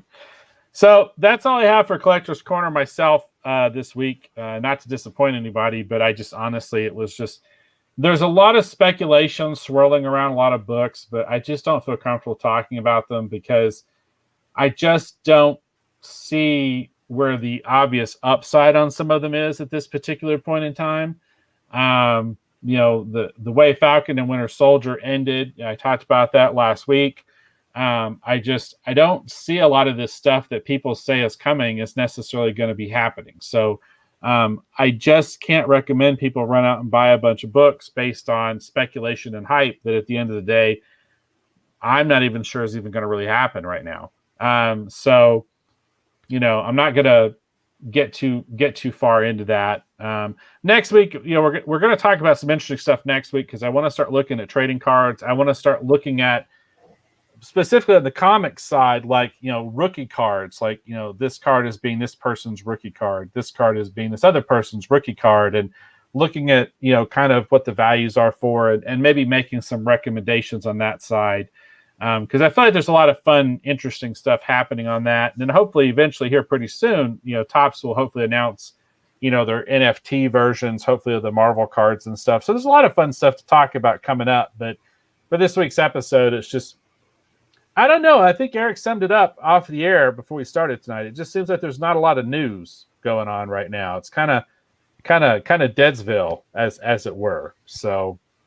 Yeah, I definitely feel that way right now. I don't know exactly why that is. Technically, it is a holiday today. It is Cinco de Drinko, so maybe people are more into that. Which, hey, God bless you. I wish I was out there partying. So it is what it is. But Hollywood Jackson says he's been following you since second grade. Yeah, that's following you for a while. Yeah, I know.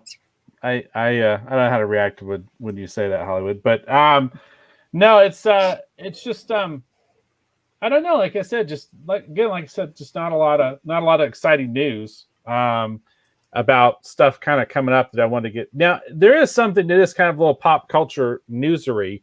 We should probably get into that, unless you have anything you wanted to talk about in the collector's corner. No, I think pop culture news is good. We should get into that.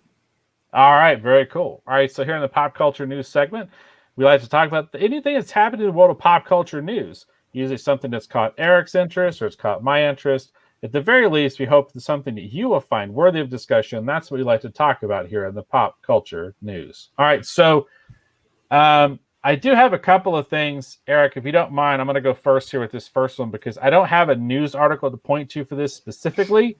But I did think it was interesting. Marvel released a video, and I'd love to show you this video here on the show, everybody. But for the love of whatever, I can't imagine how much trouble we'd get into if we did it. So we're not going to, because it's mostly audio you have to hear. And we all know I can't show videos on the show or I get in trouble with the YouTube cops. But anyhow, everybody else can do it, but we can't. But anyhow, the video they released, Marvel released a video promoting Loki. I'm already on the. I'm still. My mind hasn't changed. I'm still gonna probably sit out Loki, but Loki for Disney Plus. They announced that it's not going to be releasing on Fridays like they've done with WandaVision and Falcon and the Winter Soldier, but they're saying they're going to be releasing it on Wednesday. So what's interesting about this is that in addition to them moving it to Wednesday, it makes me wonder: well, is Wednesday just going to be for the Loki show? Or is Wednesday going to be for the Disney Plus Marvel shows moving forward? Like, what does that really mean? Like, I almost wondered, like, are they hoping to keep Friday free so that when they do their premium access movie thing, that can be on Friday? So they do the Disney Plus stuff on Wednesday? Like, is that to create more of a whole? Like, do they feel like that they're almost kind of, you know what I mean? Like kind of cutting themselves out of the market because they're literally encouraging people to stay home on Friday, but they want you to do the premium access on Friday. I don't know. What do you think about that, Eric? I thought that was kind of weird and unusual. I think it's very strange. I didn't know about it until you told me about it. And I was actually pretty shocked by it. It seems like a really odd thing to do, but the one thing you can say about the streaming age is they have numbers like they've never had before. So they know exactly when their audience is watching things, when their peak audience is, when their new people are coming in. I mean, they have so much data. It's insane when you think about it, because they can basically figure out almost anything when it comes to their audience of when people are signing up, when people are watching things, all that kind of stuff. So the only thing I can think of is that they looked at the numbers and said Wednesday's a good day to do this. I think that could be it. They just thought that Wednesday's a good day to do this. Now I could see the other side of what you're saying is that maybe they've decided that Friday should be for something else, and Friday shouldn't be for their new like series content. That they've decided they're going to do something else with that, and it could be the films because that has been an issue, and Disney's kind of gone back and forth because Disney has released some things basically only on the Disney Plus platform. Some of those things that they've released have been included in your subscription service. Other things like The Last Dragon, those things are a premium where you have to pay an additional fee in order to access them. So they're kind of all over the place. And so maybe they're trying to settle into exactly what they want to do going forward. I don't know. It's speculation on my part, but with all the numbers they have access to, I kind of feel like they must have seen something and decided that this would be a good move for them. Yeah, I could see that. Like I said, my only thought is that I wonder if they felt like that they were kind of cannibalizing, quote unquote, their own audience, having potentially, I don't know. It's just one of those things that I could see where if they've got the Premier Access stuff they want to release, plus they have the Disney Plus shows stuff they want to release, they do need to shuffle stuff around in their schedule so that, it looks like one, they're putting more content on there than they are. And then secondly, to be sure to carve a hole for the really important stuff. And we do know that just from a data standpoint, based on what we've heard, I'm going to say what we've heard more than what we've seen, because our data on our show doesn't really show Wednesday as a great day for us. But I do know that, having listened to experts and stuff and whatever who talk about, how to build your show, your following you on YouTube or whatever, I know Wednesday is considered to be a super premium important day. But at the same point, too, this will sound weird, Eric, but I almost wonder if this is to take a little bit of steam out of shows like ours, for example. We're moving off Wednesday, so this won't be affecting us anymore moving forward. But if they're actually trying to counter program, instead of people watching a live stream show where people are talking about the Disney Plus show, just go watch the Disney Plus show instead, because they are dropping it on a day that we know has a lot of people creating content on, and that's Wednesday. That's a big day for live streaming shows on YouTube and whatever. So it almost makes you wonder too if they're almost trying to counter program that day. Yeah, that wouldn't make a whole lot of sense to me, because it's very easy for a YouTube show just to switch over to another day in that case. Because there's still going to be, those types of shows, they're going to be talking about Loki. There's no doubt in my mind they're going to be talking about it. So if they're in that kind of position, I think they would just wait until the show came out and then they would talk about it. Traditionally, what Disney does, right, is that if they, whatever day they come out, that basically means midnight. So it'll be available that entire day. So if anything, it would actually, I think it would help a lot of them, because they would be able to talk about that content, right as it's coming out, before it's been kind of like, talked to death. Well, maybe that's kind of the thing too. Maybe that's to put it in the middle of the week, trying to create more of a water cooler. Yeah, the water cooler kind of thing. So they talk. You mentioned one time. You mentioned one time off the air that you felt like a lot of times they release information on Friday, which I feel like they do release a lot of information on Friday. When I say they, I mean like the major media corporations that provide a lot of this content. That a lot of times they release information on Friday that they kind of want buried, right? They release something on Friday that they kind of just they don't want any big media frenzy about it. They just kind of want to put it out there, and then it just dies, right? Because none of the big media outlets start covering it when they do it that way. And this is kind of the reverse of that, right? So it's like, so by releasing this on Wednesday, you do have a lot more opportunity for people to be talking about it at work, in those Zoom meetings, whatever the case may be, and kind of creating that buzz, as opposed to when it comes out on the weekend. And then it's like people start talking about it that day, right? Because again, they do come out like on, midnight that morning, right? Like, so they come out basically the morning of, as opposed to like, later or whatever. So they typically come out that earlier that day, and then people are talking about it all day. But then they're not talking about it anymore by Saturday or Sunday because the whole media cycle is already over by that time. Because Saturday and Sunday, they're just not talking about those kinds of things. It's just not the way that the media cycle works. Yeah, I could see that too. I could totally see that too. So I do have one other story for pop culture, but do you have anything for this week's pop culture? Oh yeah, I do actually. I have something that's related to you. So I definitely wanted to talk about this. So apparently, as I understand it, Dave, you haven't heard about this, but I definitely thought it was worth mentioning. So this is actually a tweet from our friend Russell Emanuel, who, for those of you that don't know, Russell Emanuel is a film director, and he actually did a film with Dave called Routine. And this is like basically a micro short. I think it's less than 5 minutes. It's a short film that they did during basically the worst of the shutdown. So this was back when basically there wasn't any shooting going on in Hollywood at all in California. So Russ and Dave collaborated on this project, and it's been getting numerous awards, been involved in numerous conventions, I should say not conventions, but film festivals. And this post says Routine got 2 nominations, and this is also a prequel to Staycation. So that Staycation is the film that I'm working with Russ on.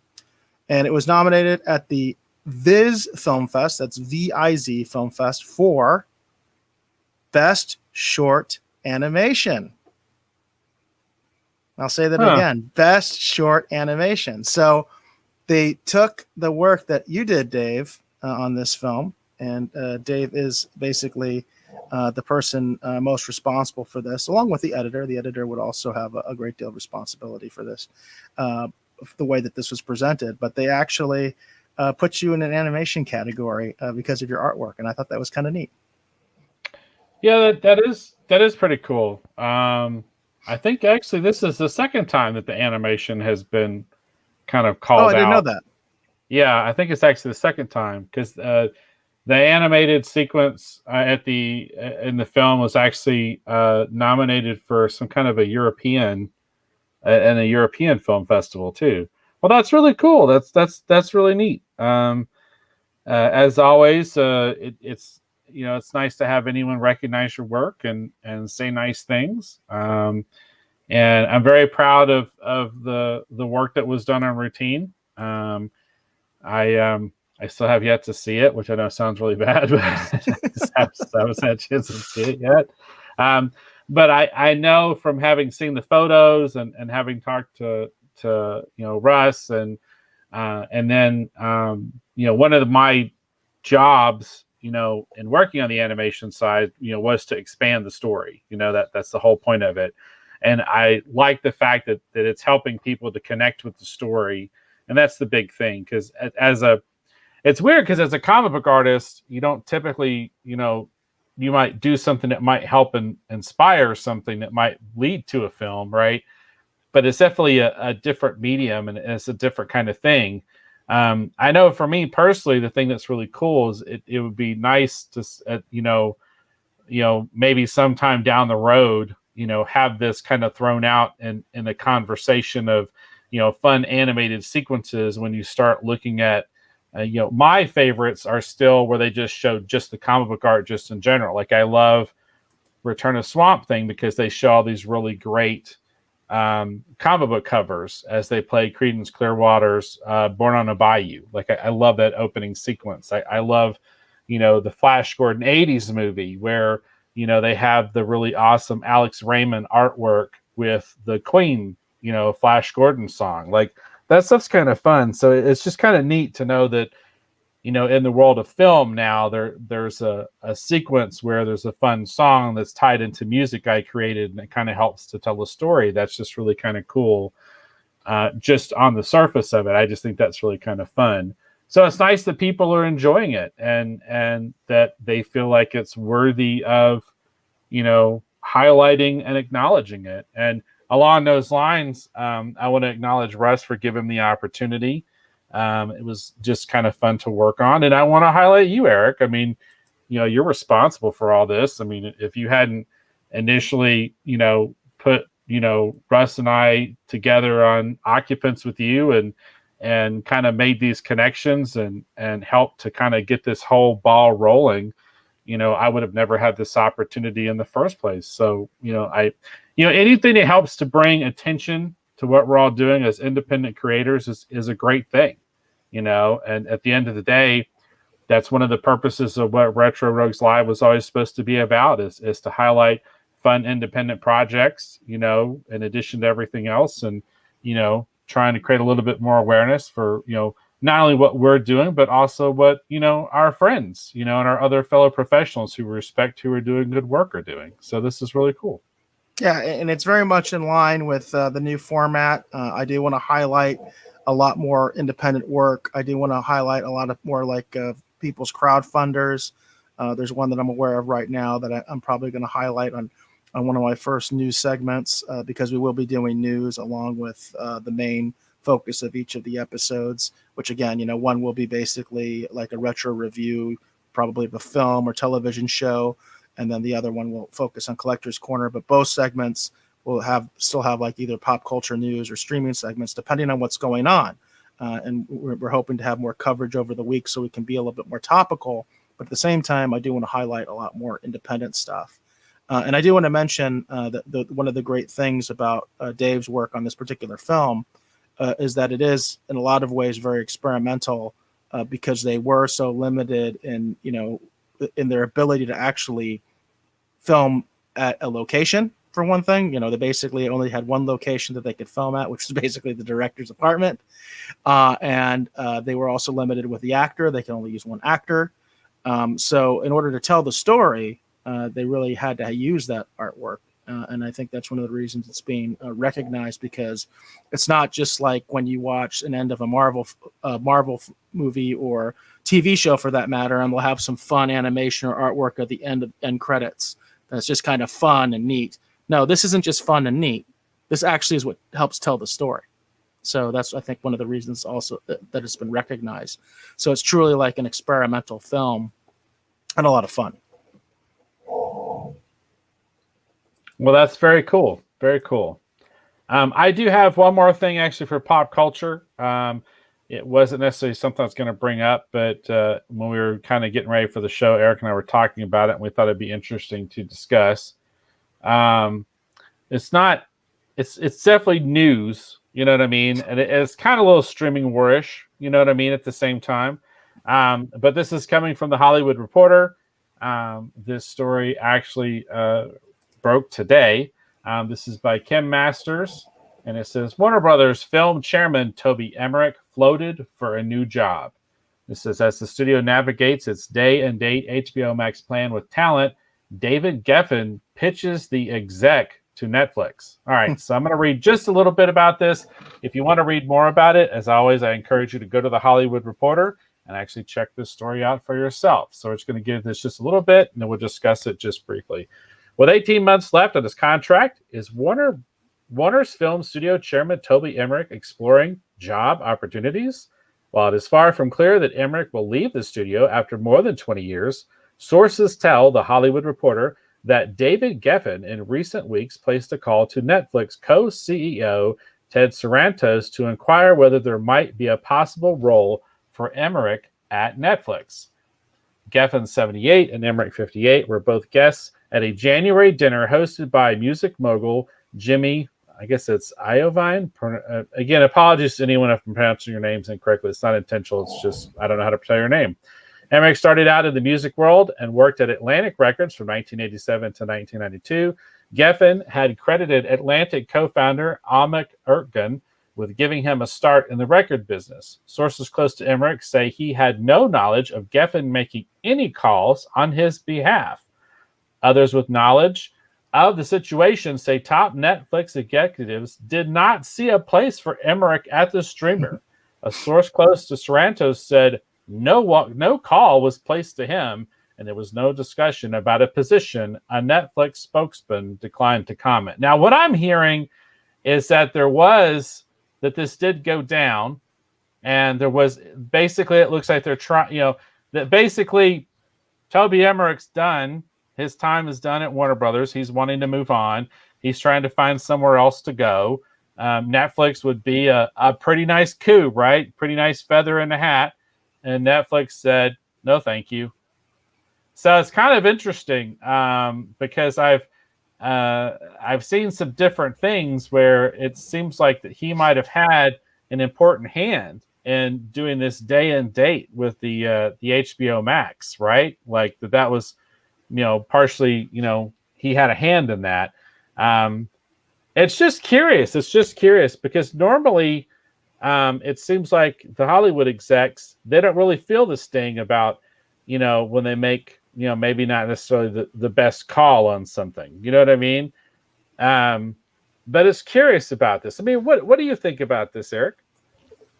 It's really interesting because I don't know. It seems like a strange thing to do unless you had a pretty good indication that you were going to get a positive response.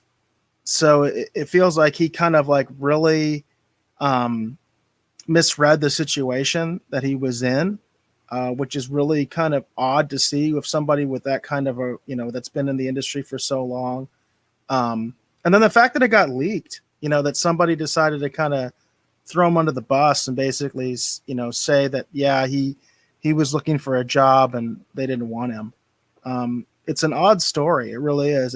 It's kind of strange. In some ways, you end up, I wonder if it's like a little bit of a hit piece on the guy, if they're trying deliberately to make him look bad, or if he truly just made a miscalculation and he thought he was friends with this guy because apparently they had history together, and he thought that he might have a place there, and then they told him no.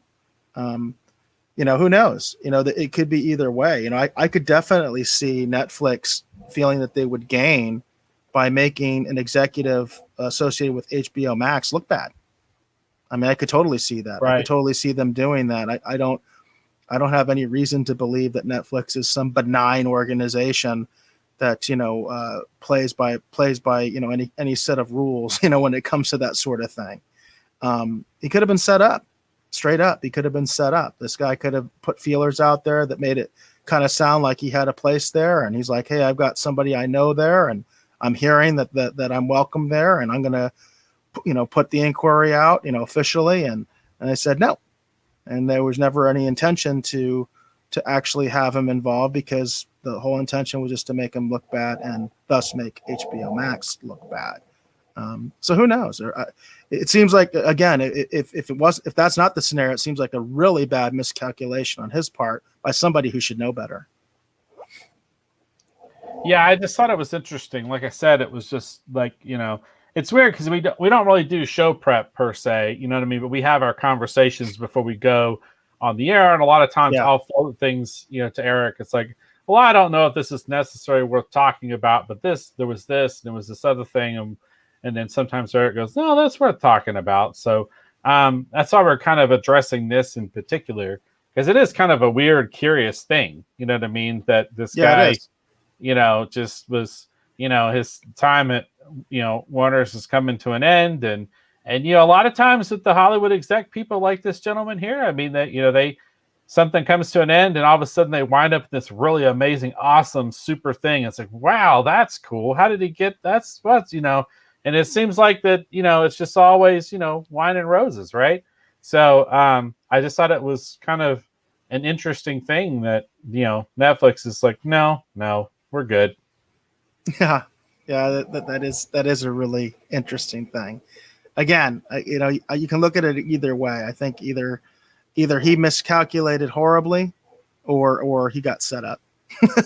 He got set up. Yeah, and I am. I've talked about this before. I've made my own professional career mistakes, so I'm definitely not without beyond criticism in the wow. I read that situation wrong. So I've made amazing. What is it? What's the expression? Something out of a molehill. I forget what it is. Anyhow, I have I've definitely been done an amazing job of sticking my foot in my mouth and misread the situation to legendary, epic proportions on my own part. So I don't know. I just thought it was curious. It's just curious, And like I said, it's a bit of a slow news day too. So there's that too. Yeah. So, It yeah. is an interesting aspect, and actually, I do think it would actually be a pretty good. It actually fits pretty well into streaming wars, because I Yeah. do think there could be a definite streaming wars aspect to this, that especially if it was sort of deliberate, that this was Right. deliberately leaked Right. and all that kind of stuff, just to kind of cut again because he's associated with HBO Max. It does end up making HBO Max look kind of bad. Yes, and Hollywood Jackson, you're right. Making a mountain out of a molehill. That's the There you go. expression that That's you're trying it. to get That's it. out there. Yeah. Thank you, Hollywood. That's what I was trying to say. That expression totally, yeah. It's so weird because I can hear it in my head and I try to vocalize it, and sometimes it just doesn't work. But yeah, making a mountain out of a molehill. Yeah, I'm really good at that. I do a good job of that. All right. So, do you have anything for streaming wars? No, this week? this is definitely pop culture, but I have this other pop culture article. And I kind of want to give a shout out to Tom for Midnight's Edge because he was the one that was talking about this on Twitter, and I actually got involved with a discussion with him and some other people that saw this because he was musing about this, and a couple of us started talking with him about it, and kind of got a neat thread going about this. And I thought it was interesting, and I figured you would find this interesting, Dave, because you are such a big fan of this particular film. So this is a Hollywood Reporter article. And it reads, Danny Elfman explains his displeasure over how Batman used his score. This is dated April 30th. So this is apparently a fairly recent quote from him. So Danny Elfman recently opened up about his displeasure concerning how his score to Batman was used in the film. The iconic composer addressed the rumor while he was a guest at the Premiere Guitar podcast. The Oscar-nominated Elfman explained that he was greatly disappointed at the premiere of Batman in 1989 when he heard for the first time how his score was used in the Tim Burton classic. Elfman said he was, quote, reasonably happy with the mix of the score, his 10th, but disappointed with the dub or how the music was transferred into the film. Quote, I was terribly unhappy with the dub in Batman, Elfman said. They did it in the old school way where you do the score and turn it into the quote unquote professionals who turn the knobs and dub it in. And dubbing had gotten really wonky in those years.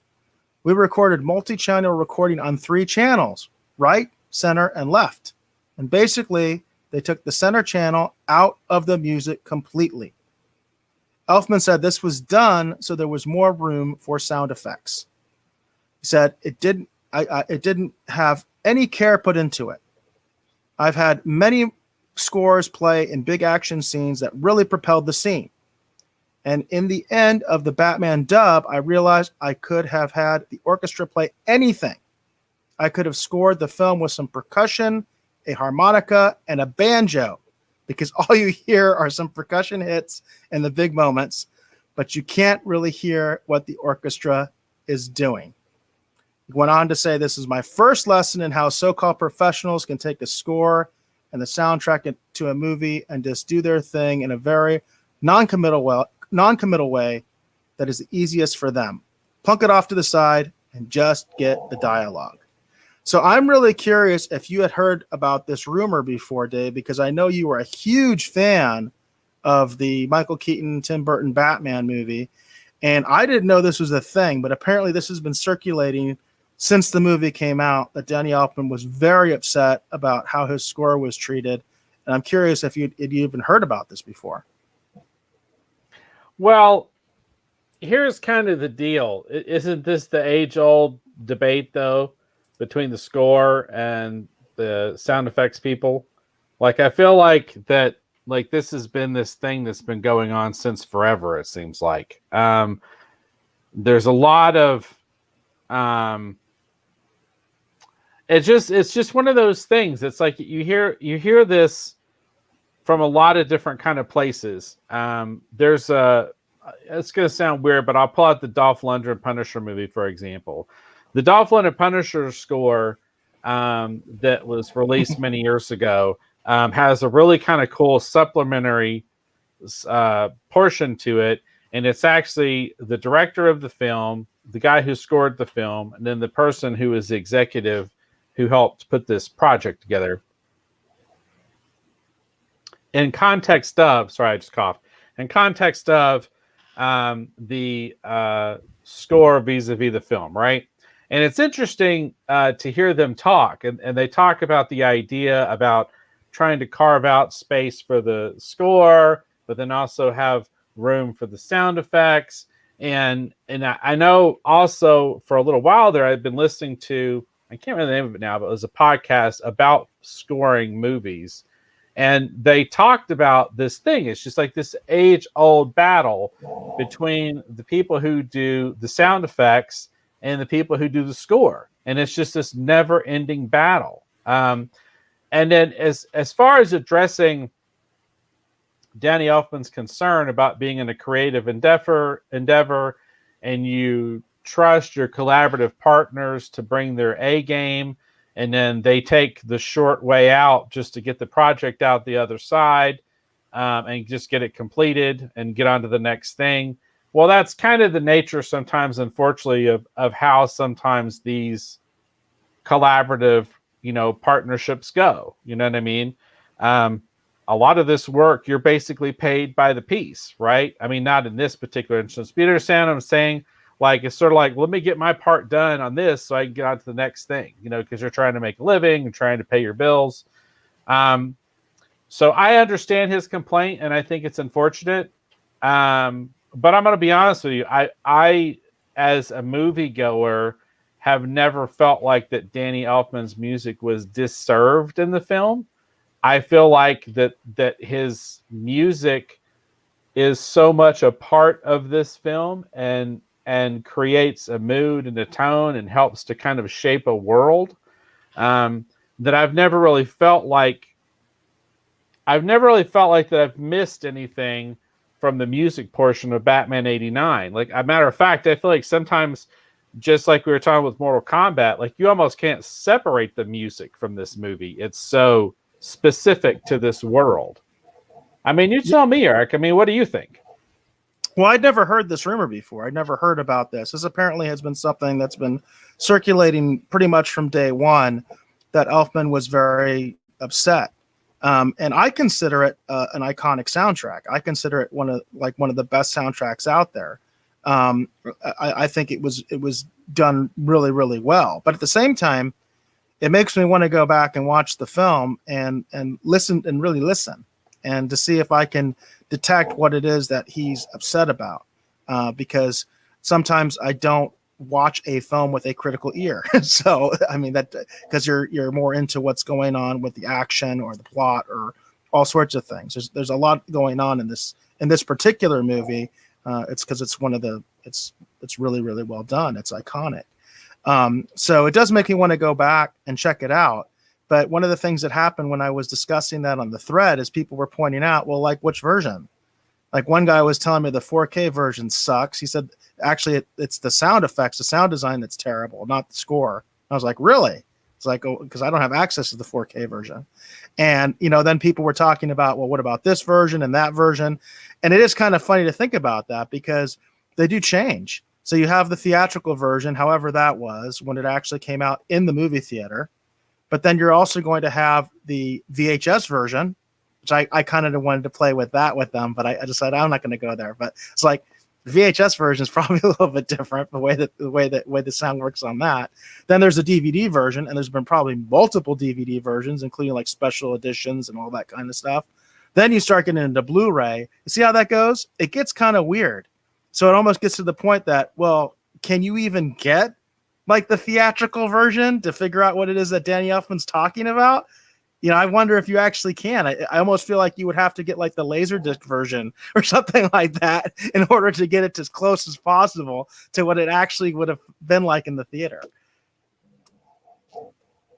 Well, and this is kind of the deal. Like I said, I know as a moviegoer, having seen the 89 movie, I never really felt like, at least I couldn't detect anything where something seemed out of step in context of the music or the effect, the sound effects or anything like that. I just know that there is this age-old debate, it seems like, where the people who are doing the sound effects for the movie and sometimes the people who are doing the score for the movie, that there is sometimes this tug of war that goes on behind the scenes that most people are not privy to, where there is a debate about what sells the moment better, the sound effect or the music. And so I understand where Danny Elfman's coming from, but that being said, um, I would never consider a less than stellar element of the '89 movie to be Danny Elfman's music in any context whatsoever. I mean, in my mind, anyway, the '89 Batman movie is one of the best movie soundtracks ever recorded of all time. Period. End of debate in my mind.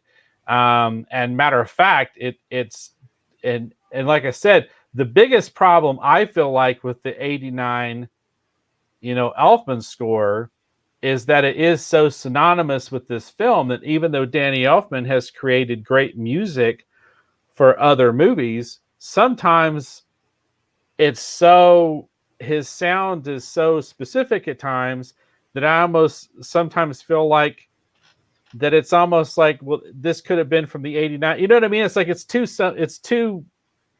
similar. Does that make sense? Do you have a specific example of that? I'm trying to think of something um, specific. you know,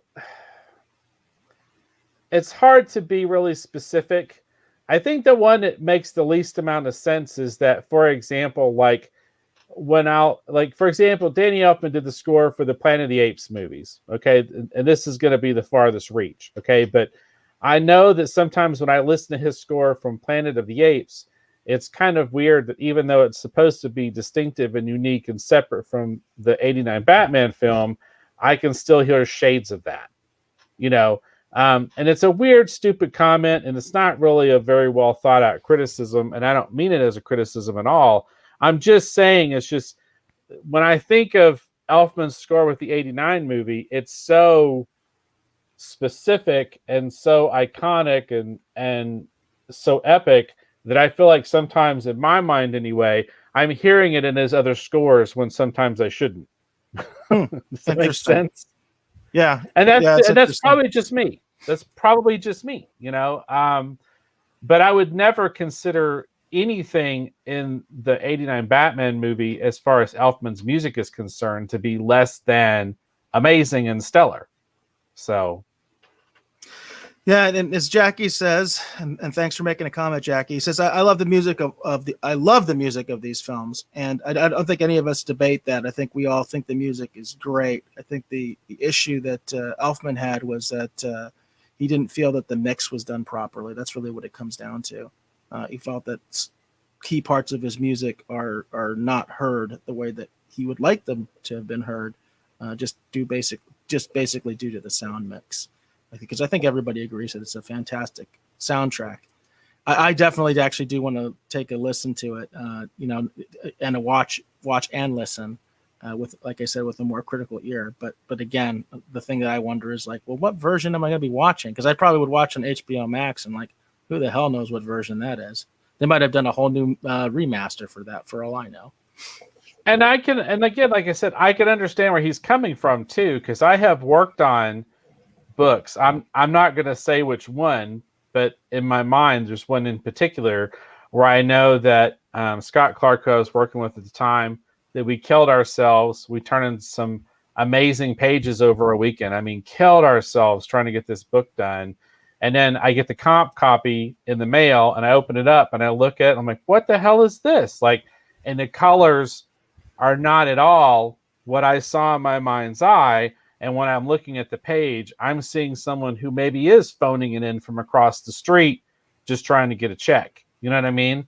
Yeah. Now, the book was completed and it shipped on time. And as far as editorial is concerned, they're happy because they've got their witch they can sell. But from a creative standpoint, when you think about the amount of time and effort that was invested in the storytelling on this particular story. And then you look at the colors, and the colors are basically, they're not elevating the material, they're actually pulling the material down. They're cheapening it. You know what I mean? And it doesn't fit the tone or the context or what you were trying to say visually in this. And I'm talking about my own personal experience.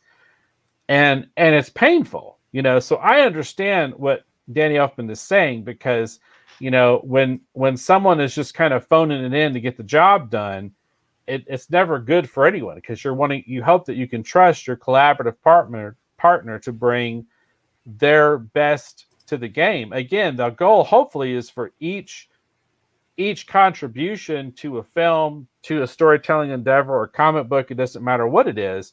The hope is that each person who works on it is elevating the material, because that's what you want to do. You want to add to the experience, and you want to elevate the material always, always, always.